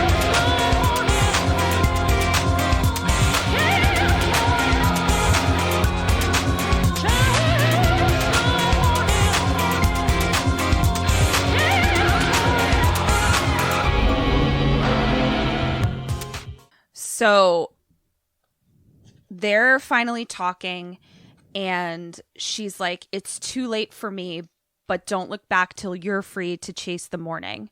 And at this point, Nathan comes home, and Mag is like, hi, Nathan, which is also weird for Shiloh that she's like, oh, you like straight up know my dad. Like, what's up? Weird. So Dad is like, Mag, how did you get in here? And he's like, don't you have a show tonight? Because he is like looking for her to kill her tonight. Right. Like, and then she's like, hey, what's up? I'm in your house. So she calls him out, and she's like, you told me Shiloh died. And she's like, I promised your late wife I'd be present in Shiloh's life. And that's when Nathan is like, well, Shiloh's very ill. And he's like, you really need to go. Like, it's really bad for her to see people. And he's like, I need to give her medication. And Shiloh's like, no, Dad, let her stay here. Like, she needs to stay here. I've been hearing about these repossessions, and it looks like someone is like, she says someone's trying to repossess her eyes. And like, we have to keep her safe. Like, we have to keep her safe here. So Kim, question number 7, as Giles, do you let her stay, and does he let her stay? Do I let I feel like, okay, so I want to stay alive. Yeah. That's the goal of our podcast. Okay, great. I think that he does not let her stay. Okay. And I guess I don't either, because if people are, I mean, I know like I'm coming for her, but like maybe someone else is coming for her too. And then they're coming for me Could too. be. Like it's a double down. It's a double dick situation. It's a double dick situation. So I guess as much as my heart wants to let her stay, I think if my goal is to stay alive, then we both don't. Eek. Yeah, I mean, you're trying to stay alive, and letting her stay would definitely double dick you there for sure. I think. Oh God, I was just gonna make a joke, but I don't even want to do it. I know. I really feel like this. This might be like the saying that means everything from now on. It's a real double dicking. But then even when something's good, it's like, yeah, that's a fucking double dick, man. Yeah. It just means everything. It means everything we need it to mean. Wow. Okay. So fighting to stay, and they're literally like fighting over her, like Nathan trying to push her out the door, Shiloh trying to pull her back in. And at one point, Mag even calls Nathan out for like living in a zoo, basically like commenting on the fact that it's just a shrine to Marnie. Yeah. Like it's just, she's all over. And one of the details that I think I forgot to mention in the very beginning, like when Giles is like first singing his song. So he's got all these hologram portraits everywhere, but then he also has Marnie in like a glass display. What? Like her, and she's like her dead body. What? Yes. Ew. That's what it looked like. That's what it fucking looked like. That's too much. And she's fun. like in this like, are you saying you're not going to have my body on display in your home? No, I'll have yours. Of course. I was talking to you about a very specific design aesthetic that I was into. And now you're telling me that you don't like it?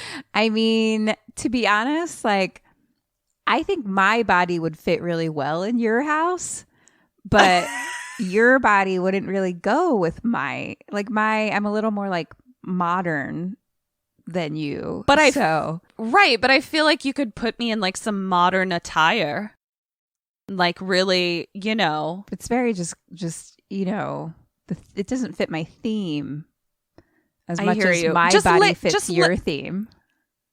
Just prop me up on your couch with a glass of wine. Actually, that would fit perfectly. Like, yeah. So it's like whenever you come home, I'm just like, hey, Kim. Oh. Except I'm dead, so I don't say anything. But in my mind, you do. Right. Especially during quarantine. I actually have a dummy of you sitting right next to me right now. How did you know? Aw, that's so sweet. I just flattered. sit here and talk to her all day long. Things are great. Really sweet. I'm doing great.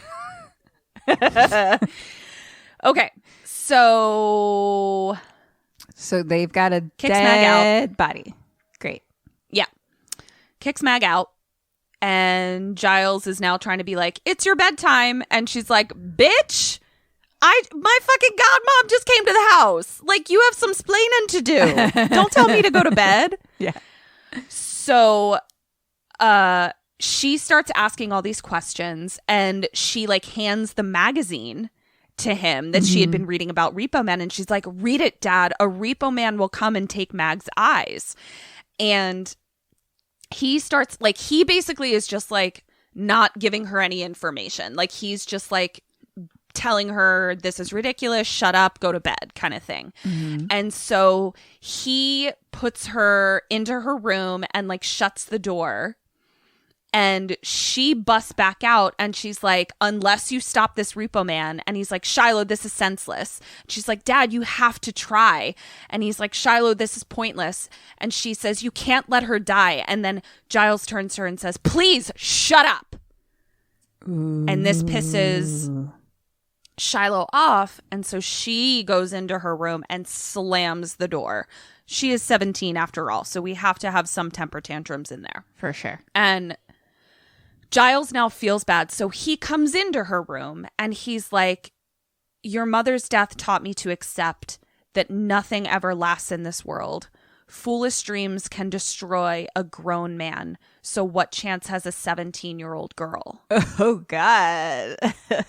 So he definitely is just like, thanks, Dad. Like he's just like, my life is over. If I let you out, yours will be too. So at best, I can just keep you in this limbo. Great. Is like what I can do. Thanks, so Dad.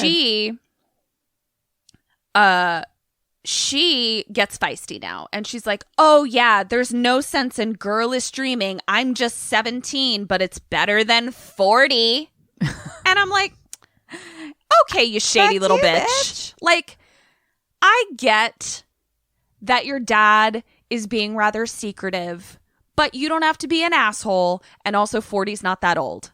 And also, you've got a fucking DILF on your hands that everybody else is trying to bone down with. So chill the fuck out is all I'm saying. So now she sings this song that I think you would really like, because it's like a very punk rock song called 17. And it's literally just her being a little shithead singing a punk rock song. So like the room like changes from what the real lighting is, and all of a sudden she's in this like punk rock ripped up t-shirt, and like the lighting is all like that kind of lighting. Got it. Fun.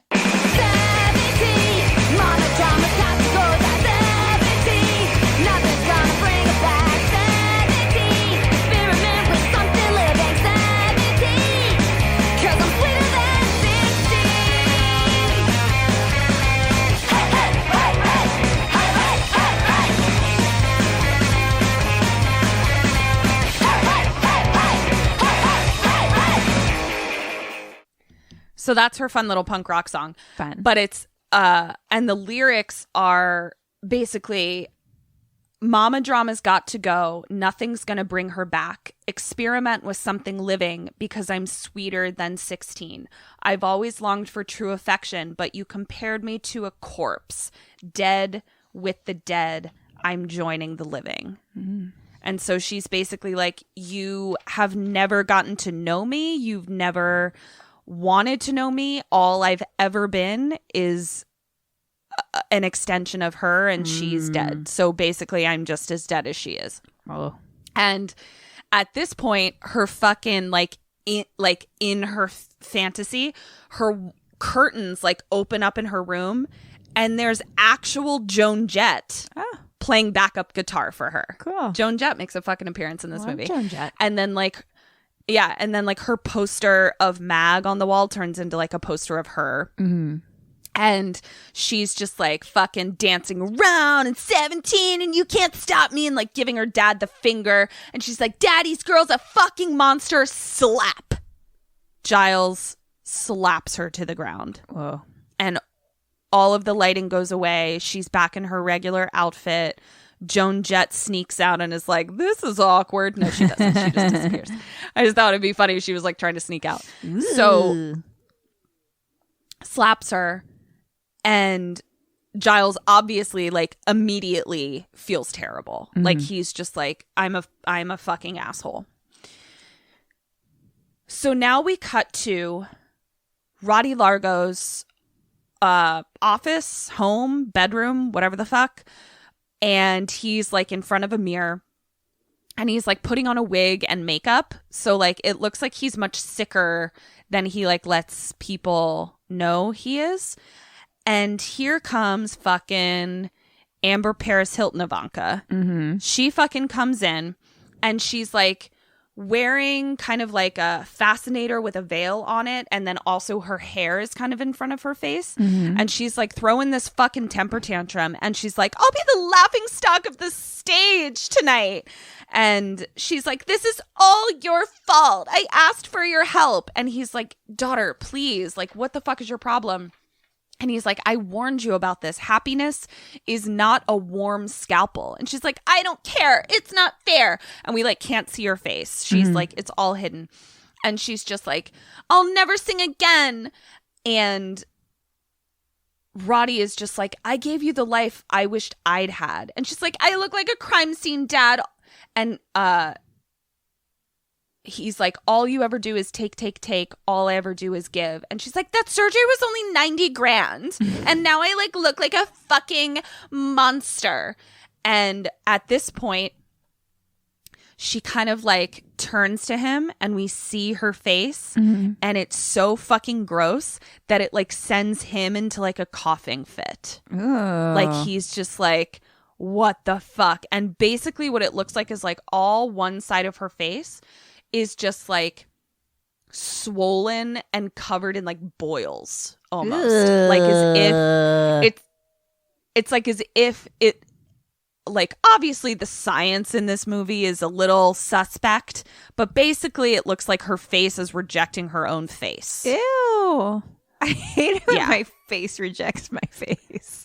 I hate when my face rejects my face. It's so fucking rude. God. And so when he sees it, he's finally like, okay, I'll have one of my surgeons fix you up so you can sing tonight. And I wrote tonight. So that's where we like really get a sense of like how quickly and easily these surgeries can be done and like why it's become such a trend in this dystopia, because it's like you can get a surgery and be it's just like in and up out. and running in an hour. Yeah. So she's like, okay, thanks, Daddy. And then just like skips out. Like she's just like, okay, bye. Like, got what I want. See ya. And now at this point, she leaves. Roddy Largo keeps getting dressed. And we're just like seeing all of his like press covers, like comic books of just like Roddy Largo saves the planet. Roddy Largo, richest man in the world. Roddy Largo, blah, blah, blah, blah, blah, blah. And he is singing about like gold makes the world go round, blah, blah, blah. And he opens up this like keepsake box that's got like jewels and things in it, like clearly where like he keeps all of his like most important things, like his safety deposit box kind of thing. And he takes out a will.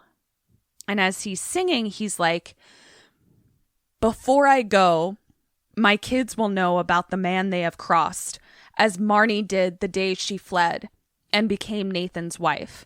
She forced my hand, he dug her grave. I will not be betrayed. Empty the trash of all of them and leave it all to the kid. Lay the bait, Shiloh's fate. Whoa. So basically what we see him doing is changing his will to leave everything To Shiloh? to Shiloh, Whoa. including Gene Co. So, ouch. But he has a plan. I don't know if you guessed this about Roddy Largo, but nothing ever comes for free. He's always double dicking somebody. Great for everything. Great for everything. I know. So he sang his little song about gold. So now we cut back to Shiloh's bedroom, and she's asleep, and Giles is sitting on the edge of the bed, kind of just like stroking her hair, still, feeling bad for slapping her.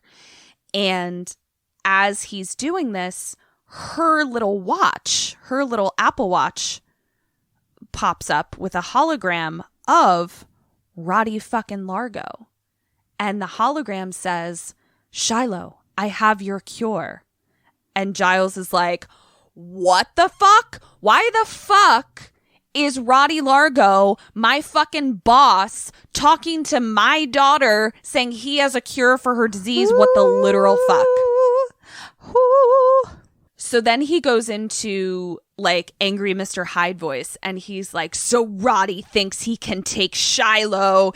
And at this point, Shiloh wakes up and she's like, what was that? And he's like, nope, nothing. Go back to sleep. And so he's like, go to bed. And he like puts a drink in her hand that like probably has her medicine in it or something. And she's like, why didn't you tell me I had a godmother? And Giles is just like, what? I gotta go. See ya. What are you talking about? Bye. So he leaves the room now. Okay. So you just saw like the little thingy from like the little Apple Watch.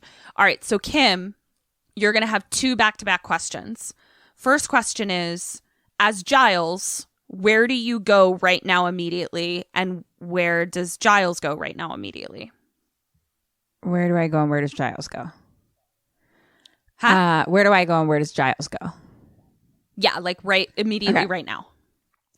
I am going to take my daughter and get on a spaceship and go away. I don't know. I'm going to get out of Spaceship. Got it. I just feel like very nice. I correct me if I'm wrong. This is like a world situation, not like a country situation. It feels like. I believe you are correct. So I got to Yes. get out of this world. Out of this world. I gotta double dick out of here. So I'm gonna double dick my way onto this spaceship and start fresh in the new land that I believe Yep. exists in this future because It's the future. It's the future. There is no fucking way that this far into the future, Yeah. there aren't some motherfuckers living on the moon. Yeah, we gotta Come have on. or like at least a couple different planets. We gotta have a couple. Yeah. couple somethings. I mean, we're already we're a couple months maybe from living on the moon ourselves. couple months. So close. yeah. So that's what I mean, it got postponed because of the virus Right, and blah blah right, blah. right, So yeah, it may be yeah, a little yeah, longer, right, But for sure. And then he is going to go see Mr. Trump, Roddy Trump. Okay. 1 point for spaceship to the moon. Oh, yay. And because, I mean, you got to try. I don't know if you're going to be able to catch a spaceship to the moon, but you sure as shit are going to try. And I think that's your best option. Thank you. Before he goes to Roddy Largo, he goes down to his lab. Okay. And he learns something very important down there, which is why this keeps him alive. When he goes down there, he hears something or feels something, and 2 motherfucking assassins come out and try to kill him. And spoiler alert, Giles bests them both, and it was very sexy. Okay. Just so you are aware. So he's like, okay, now I know Roddy Largo is has people out for me now. Now I know that people are trying to come for me. For me. Right. So because there is no they broke into my secret lab. There's no other explanation. Interesting. All right. So okay. second question. Shiloh is obviously not asleep. She was pretending to be asleep. Right. So what does Shiloh do now, and what do you do now? She goes to Roddy Trump's. Okay. And where do you go? I get my dad and go on our spaceship to the new planet. Wow. You are kicking ass with the invention of this moon spaceship. I'm telling you. so much. Really, really nice work. Really nice work. You figured it out. Thank you so much. You have figured it out. Okay, I just feel like if we could put faces on faces, we can hop in a spaceship at any time. Your logic is sound for sure. I'm not kidding you. I'm like, there's no fucking way that they have 15-minute surgeries out the door for face swaps and nobody is living on the goddamn moon. There's just no fucking way. Insanity. All right. So Shiloh is well, we're going to find out where Shiloh goes in a second. But before we do that, let's get back with Giles. We now hear an announcement that's all hands on deck, apprehend the Repo Man, Nathan Wallace, at once. I want Nathan Wallace taken out. So now we're hearing that all of the Gene Co employees are hearing little help me get him kind of thing. Mm-hmm. So Giles goes back upstairs and to check on Shiloh because he's going to have to, like, you know, he needs to make sure she's safe. When he gets the fuck back up there, that bitch is gone already. She's out the door. We see that she has gone down to the front and there is a limo there ready to pick her up. So she gets into the limo and drives off. So now, Kim, where does Giles go and where do you go? He goes to the fucking Roddy Trump's house. Roddy Trump's house. Where are you going to go? Okay. I feel like I cannot. Okay. I feel like I would die if I didn't have my daughter, like save my daughter, basically. So like I would agree with that. I can't just spaceship away by myself like that. No. I think I would literally die. So he's already made, like, we already know that he makes like cuckoo bird overprotective choices about her anyway. So I would say that is sound logic. So I guess that I will go there too.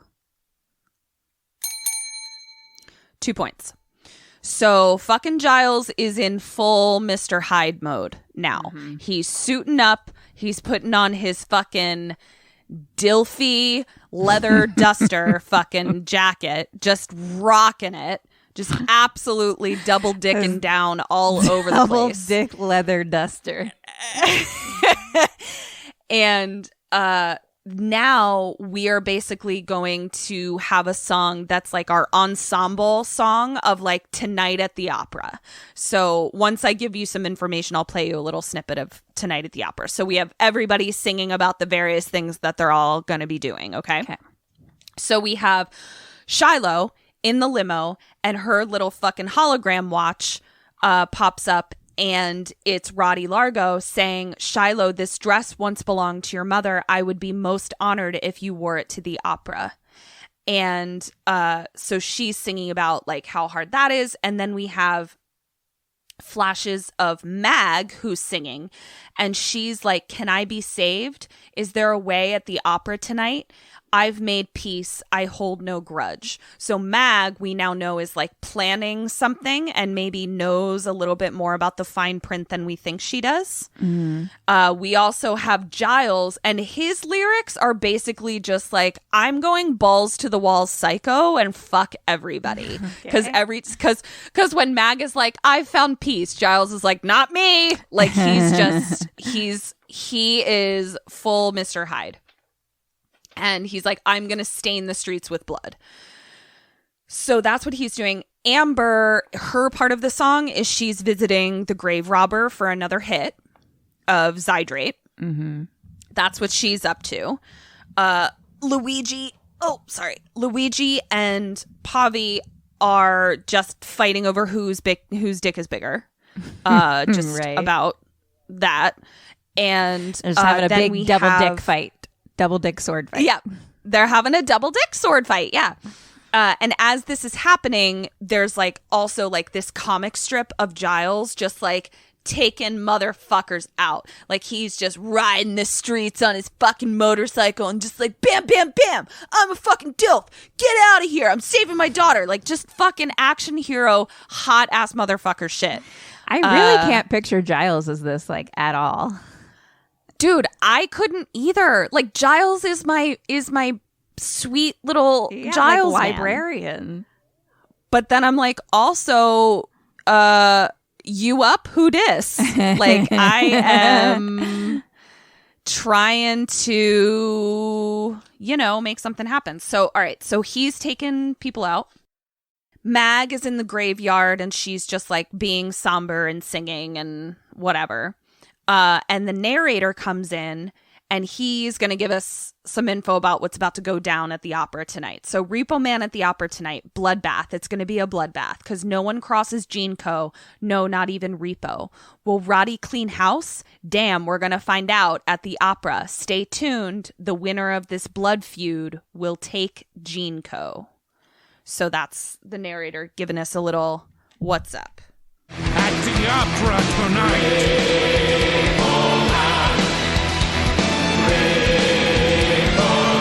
At the opera tonight.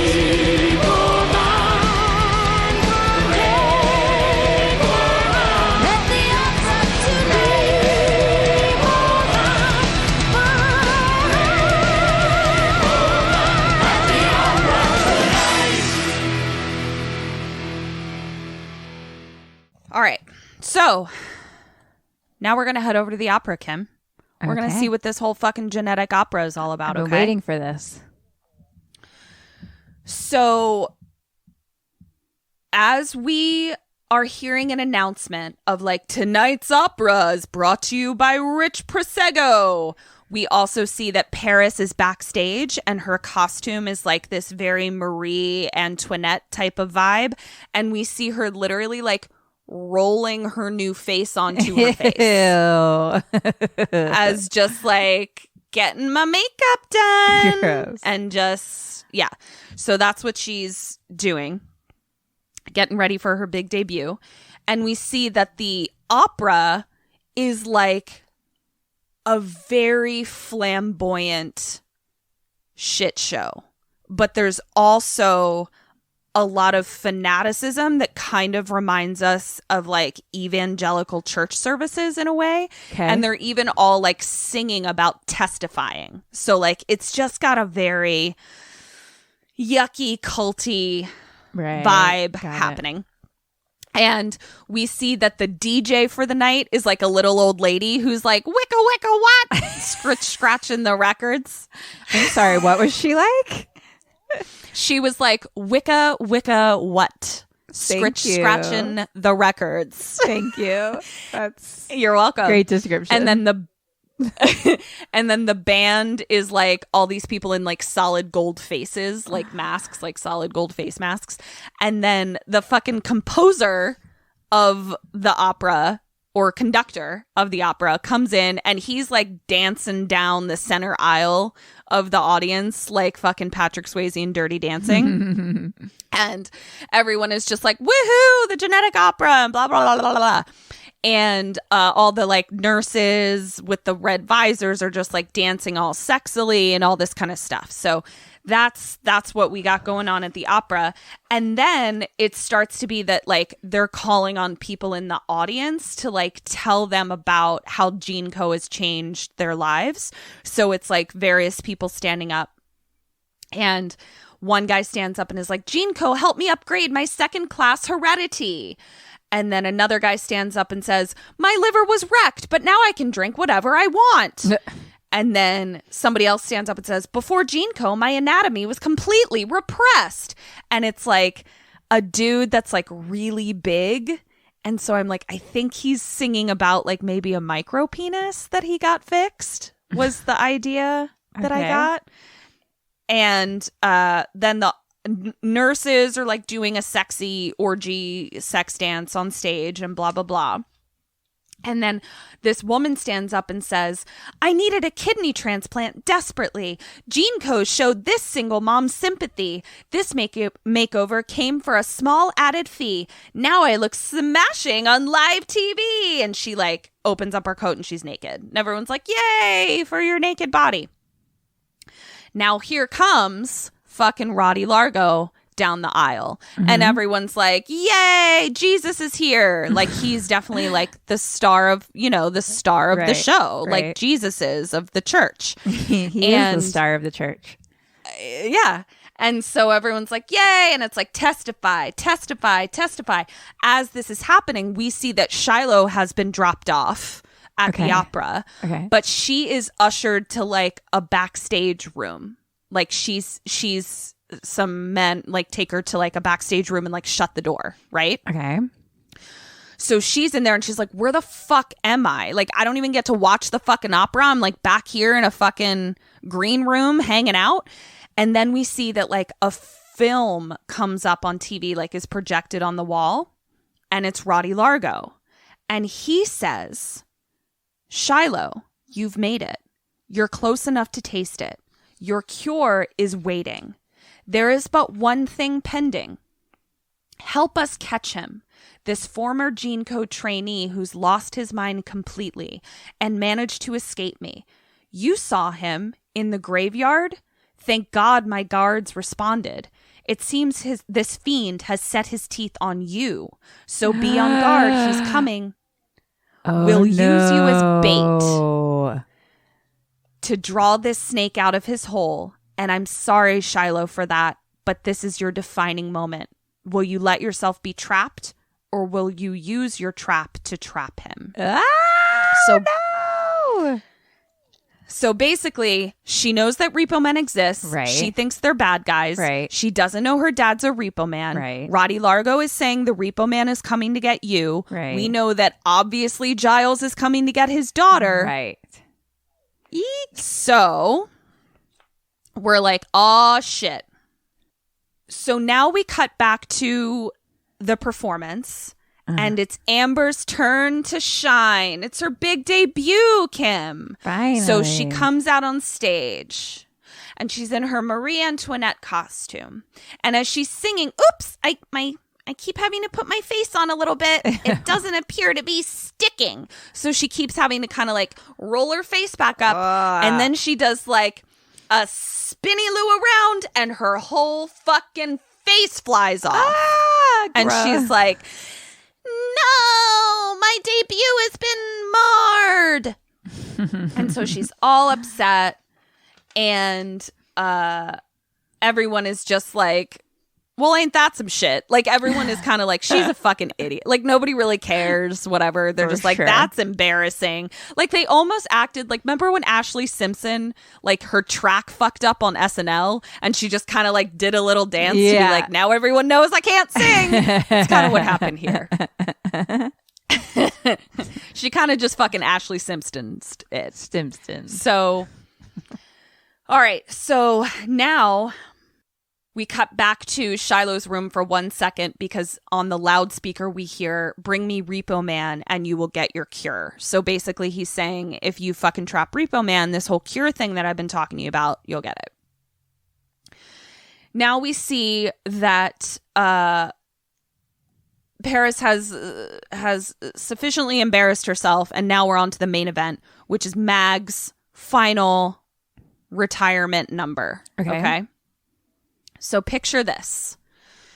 It's now this beautiful snowscape, okay, that like looks like a little street in London where like snow has fallen and there's like a beautiful like wrought iron fence and it's all lovely, and Mag is being lowered on wires down to the stage, and she's in like kind of this black swan type outfit. Mm-hmm. And she's singing in Italian, and it's really beautiful. And she's got like the longest lashes I've ever seen, like on top and bottom. Like basically, I just want to be like Mag for Halloween and just do like several costume changes of Mag. And she's also got these like talons on her fingers. So she's definitely like doing a whole like sexy killer swan type of situation here. Okay. And she's being lowered down and she's singing in Italian, and everyone's like enraptured, and they're just like, oh my God, she's got the most beautiful voice. And then she starts singing in English, and she sings, come take these eyes, I would rather be blind. And the wires start to bring her back up again as she's singing this. Kim, what does Mag do, and what do you do right this moment?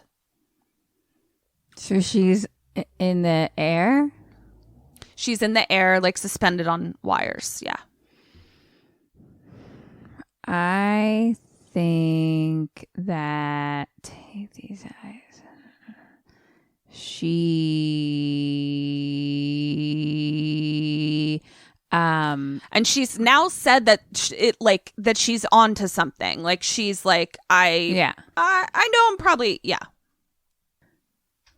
I think she drops a bomb on. Drops a bomb? Drops a bomb. Drops a bomb. Was that from her spaceship to the moon? She had a bomb in there? Cool. On the Trumpians. And Okay, she drops a bomb. And I do the same. I'm going to give you 1 point. Thank Sure. you. Drop a bomb on those bitches. Who gives a shit? Fucking bomb their bitch asses. She does not. What she does is she takes her fucking talon claws and she fucking stabs her own eyes out. Oh my god. And she's like, you ain't taking these eyes from me, motherfucker. Oh, You're not going to be able to resell these bitches, bitch. Whoa. So Roddy is backstage and he sees this and he's like, oh, this bitch. So he fucking takes a big axe, giant scissors, can't remember, and fucking cuts the line that's suspending her from the air. Yeah. So she fucking plummets to the stage and is impaled on the wrought iron fence. Oh, shit. Dead. Whoa. Now, mind you, this is happening in front of an entire audience, and the audience is just like, cool. What's the next act? Like, nobody seems to give a fuck. All right, so at this point, Roddy has to come out on stage, and he's like, ladies and gentlemen, don't panic. Stay in your seats. It's all part of the show. Stay tuned, folks. You don't want to move, because there's more excitement coming. As an encore, Jeanco will cure a very sick and needy young girl. She's been caged up like a monster by her overbearing father, but tonight, we're going to set him right, and for all your viewing pleasures. Didn't I tell you not, or for all your viewing pleasures, end of sentence, the end. So, cut to, it's very confusing because the script that I have, it doesn't say who's talking. It's just lines. It's just words. So, okay. So now we cut to Shiloh's green room, okay? Sorry. That's funny. I don't even know which part you're laughing at. I don't know either. It's just go on. You're just like, okay. You're like, no, end of sentence, stop. Okay. So we're back in Shiloh's green room. She hears someone trying to break in the door. So she grabs a fucking weapon, pipe, hammer, not sure. And she kind of stands off to the side, being like, when they come in, I'ma get him. Sure enough, here comes Repo Man. He fucking busts in. She whacks him over the head. His mask falls off. It's Dad.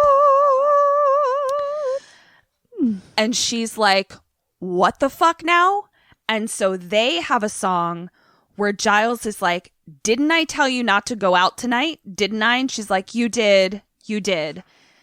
And he says, didn't I say the world was cruel? And she says, you did. Then tell me how this happened, what I did wrong. Tell me why. Can't we just go home, Shy, and forget this dreadful night? Didn't you say that you were different? And then she says, didn't you say that you were different? And he says, I am. And she says, say you aren't that person. Say it. And he says, I am. I am. Mm-hmm. And so now she's just like, how the fuck you gonna tell me how to act, motherfucker, when you're out here fucking taking spines and lying to your daughter and keeping me from my godmother? Like, how you gonna tell me how to act, bitch? Mm-hmm.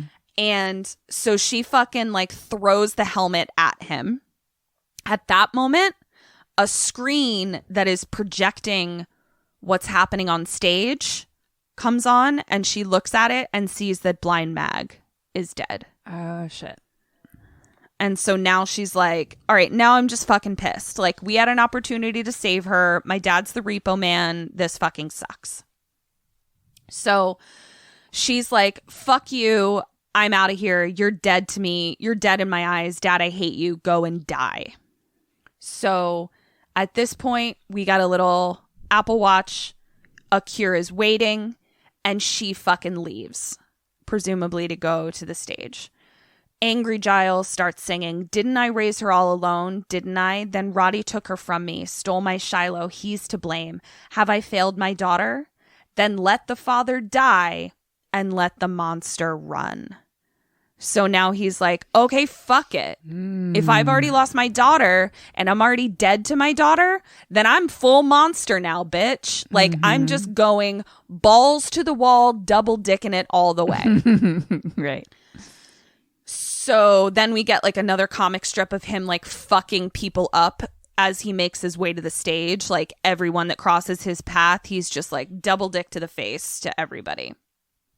He busts on stage, sees Mag, and is like shocked by it. Like, he can't believe it. At this point, Luigi takes this moment while he's distracted to fucking stab Giles right in the gut. Oof. And I was like, don't we have like 10 minutes of the movie left? Like, what the fuck is happening? So Giles is hurt real bad. And Shiloh is out there and obviously like, you know, feeling pretty upset that her dad just got stabbed, but she's also like super pissed at her dad. So she's having a weird night, shall we say. And this is all also happening in front of an entire fucking audience. And so she says to Roddy, she's like, I just want to get my cure. And he's like, and I promise to deliver. And Giles chimes in and he's like, touch her and I swear I'll kill you.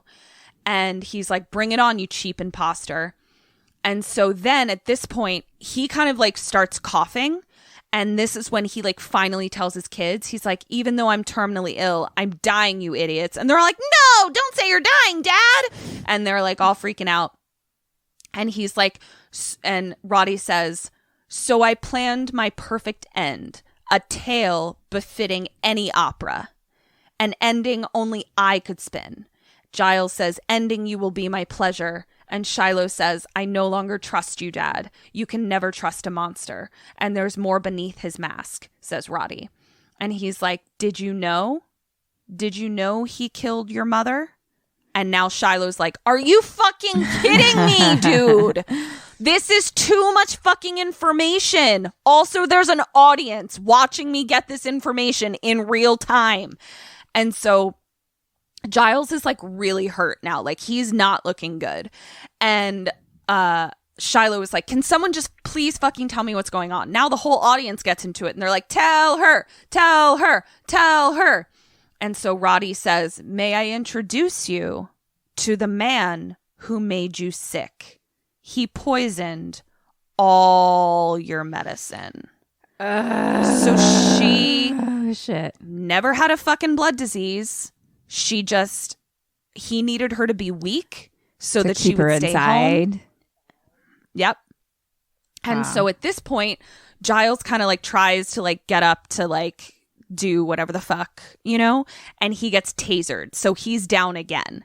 And at this point, Shiloh's little beeper starts going off and is like, medicine needed, blood pressure too low. And she's like, my medicine, my medicine. And this is where Roddy is like, just fight through it. Just fight through it. And she's like, no, I need it. She passes out. But obviously, Giles was not there to give her her medicine, because when she comes to, we see that he's like tied to a chair. Mm-hmm. And so all those times when she like needed her medicine, if she had just not taken her medicine, she would have fought through and just woken up on the other side of it. Mm-hmm. So that was why it was always so important for him to like get that medicine to her right away. So she wakes up literally covered in so many blood and guts, to the point where I was like, did Mag just explode? Like, how are there just so many guts everywhere? She wakes up covered in them. And Roddy says, your mother once promised her love to me. Had she never fled, you'd be mine. Deny your father now for the world to see. Kill him. And he hands her a gun. And is just like, do it, and I'll leave you Gene Co. So basically, she already has her cure, because now she knows she's not fucking sick. And he's like, now all of this is yours. You just got to kill your dad. And so she's like, fuck me. Because she's also like, I'm pretty pissed at my dad. Like, I'm not super happy with him right now. Right. So he's like, all I have to do is sign the paper. All you have to do is pull the trigger. And she's like, I'm not a murderer. And he's like, but I mean, you do share your dad's genetics. So your dad's a murderer. Maybe you are a murderer. Like, maybe you should just fucking do it. And she's like, I don't have to share his choices and blah, blah, blah. So she's like, whatever. Now Giles kind of chimes in and he finally says, I poisoned you. I admit it. I'm worse than Roddy. Imprisoned you. I couldn't lose you. What have I done? Forgive me, Shiloh. I drugged your blood. Oh God, what have I done to you? Okay. So at this point, you're Shiloh. You're holding the gun.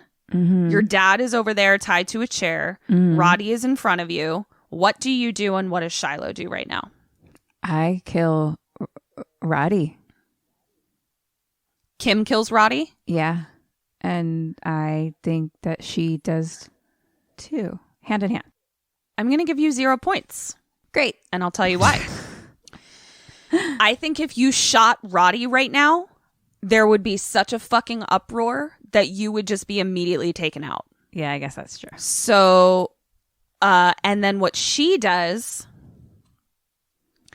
is she doesn't shoot him, but she does in fact turn the gun on him and start saying, you used my mother's death to use my father. You used my father's death to use me too.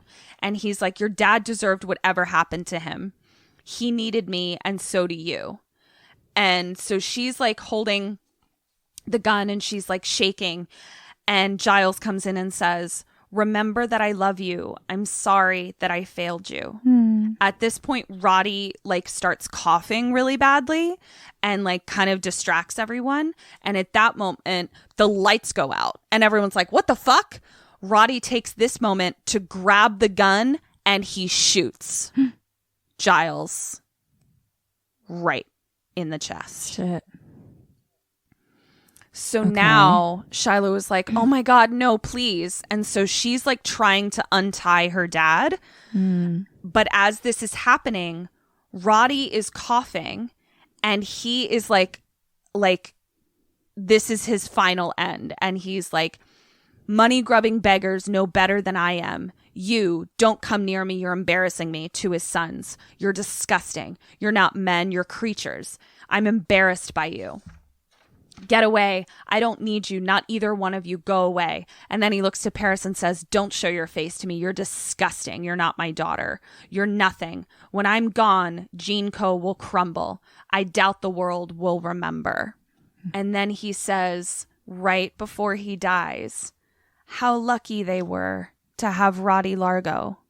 And he dies. And in that moment, I was like, wow. His fucking insecurity is so apparent. Like, just in that line that he is dying thinking like, everyone's just going to think that they're so lucky that I was alive. And I'm like, you don't even fucking know that you were a monster. Like, you don't even have a sense that you are a fucking monster. So he dies. Now we cut to Shiloh and her dad. And the sweetest song of the whole fucking show. She gets him untied. And they sing. Didn't know I love you so much. Didn't know I love you so much. I didn't know I love you so much. Shiloh, Dad, I will not leave you here. You will live. but you've already saved me, dear. Daddy, you're the world to me.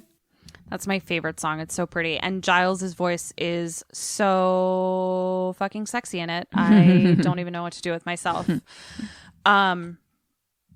So as they're singing this,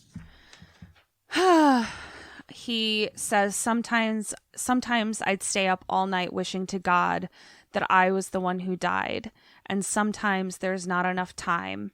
but I didn't know I'd love you so much. I didn't know I'd love you so much, but I do.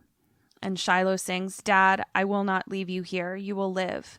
And he says, but you've already saved me, dear. Go and change the world for me. God. And he dies. And the audience is watching all of this. And I just wrote, thinks it's a show? Like, I'm just like, what is the sensitivity level of this audience? Like, I would love to know if they're just like, if they're aware that they're watching murders happen on stage or if they think it's very weird. So at this point, the kids have flung away. Roddy is dead. Giles is dead. And Shiloh just walks out into the audience, out to the front of the theater, and there's a limo waiting for her. And she just turns around back to the camera, and it cuts to the grave robber. So, like, we don't know what happens right at that moment. So question number 13, your final question. Does Shiloh get into the limo, and do you get into the limo? I get into the limo and take over GeneCo and do good things in the world. And so does she. 1 point. Correct answer, Kim. Get in that fucking limo, take over GeneCo, turn this world upside down and make it not a fucking bummer of a dystopia anymore. Yeah. And change everything. She does not. We learn in the narrator's song, he's like the epilogue, that she flees. And what actually happens is the company goes to Amber somehow, and she is now the head of GeneCo. Great. She ends up auctioning her fallen face for charity, but fucking Luigi comes in and murders all of the top 3 bidders. Pavi wins the auction, and now he wears Amber's face with pride. Yeah. Like, he's just such a fucking creepo, and he's just like, look, it's my sister's face. And so yucky on so many levels. It's so gross. Like, Kim, I love you so much. I don't want to wear your face clipped onto my face. I don't ever want you to. Yeah. I mean, like, you know what? Keep your face to yourself. Keep your face to yourself. Yeah. Yeah. So kind of a bummer of an ending. And Shiloh has fled, and we don't know where she is. So we can only hope that she has fled to the moon. But then the end. The Trump kids take over, and that's it? Yep. They sure do. Great. Wow. Yep.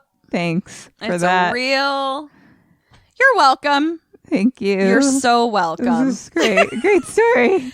This is exactly what I needed to hear right now. Yep. So all the good people are dead or gone, and all of the monsters win. Yay! Tell me my points. Yep. Oh, yeah. Hi, Sammies. So we heard a rumor that you're not signed up for our awesome Patreon yet. What? Where are you getting your BoneCon then? It's cool. It's fine. You can still subscribe. Just hit the link in the show notes or search for us on Patreon. We're right there. We've got all kinds of BoneCon. That's bonus content. We've got mini-sodes, postmortems, and Q&As, all live streamed. Polls, prizes, merch, and just a general smorgasbord of KKSAM. So join us. Or else. Okay, my queen. Yes? You, on your questions, got 18.5 out of 26. Okay. And the math was really easy in adding how many dead or alives you got, because it was only 1. Fuck you. Even I could do that math equation. So you got a total of 19.5 out of 35 points. Well, shit. Fucking dead or alive. They don't shouldn't count as I mean, as it's my truly staying aliveness. Those are just It's truly baffling. But here's the thing that we know. If we are ever in some sort of actual life or death situation and there's like a terrible killer that's like, coin flip, which one of you dies, Right. like I know that I will be doing the coin flip for sure. Or like anything that's like, we're in like a pick weird the like chalice. Saw situation that just has to be like, Yes. guess one of two things. You're always the Yep. guesser. We figured Always. that out. That's Pick- good. That's good. Pick which chalice doesn't have the poison in it. I'll be like, Kim, shut your mouth. Don't say anything. And if I'm alone in this situation, then I'm just gonna swan dive off the fucking building because I've got no chance. You should. I've got no chance. You should. Goodbye. So that was Repo! That was Exclamation point! The genetic opera. Interesting. Yeah, I think you should watch it with your own eyeballs. Yeah, I mean, because if it's all music, that's interesting actually. But Yeah, but also it's depressing AF right now. yeah. It's a bummer. But you know what really helps mitigate the depression is learning that Giles is a stone cold fox. Which I still can't picture, so just for that reason, I should figure it out. Yeah. I'm very excited to get your take on that. Well, great job, Ketters. Yeah, thank you. So this is So I don't know, if what do we you have? guys want to, we've got merch. We've got our new T-shirts. Oh, yeah. New Yep. T-shirts. So hopefully more coming it says soon. it says stay home, stay alive, and 50% of the proceeds of that T-shirt are going to the UN Foundation that is a relief fund for COVID-19. people affected by COVID-19. So And it goes to a good cause. Yeah, so we've got that. I'll put that in the show notes.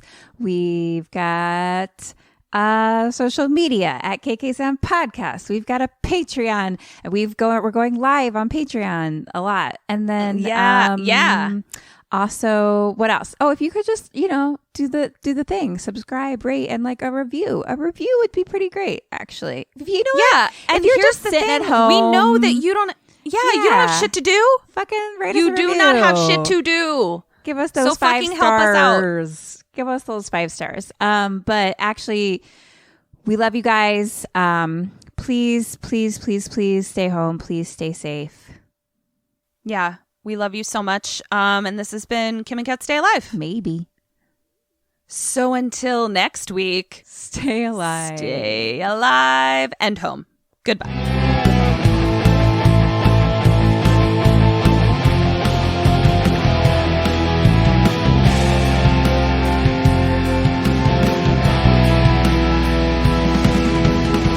Anyone order a spine? I'd like a pizza with a spine and pepperoni. Thank you. Yeah. Extra vertebrae, please.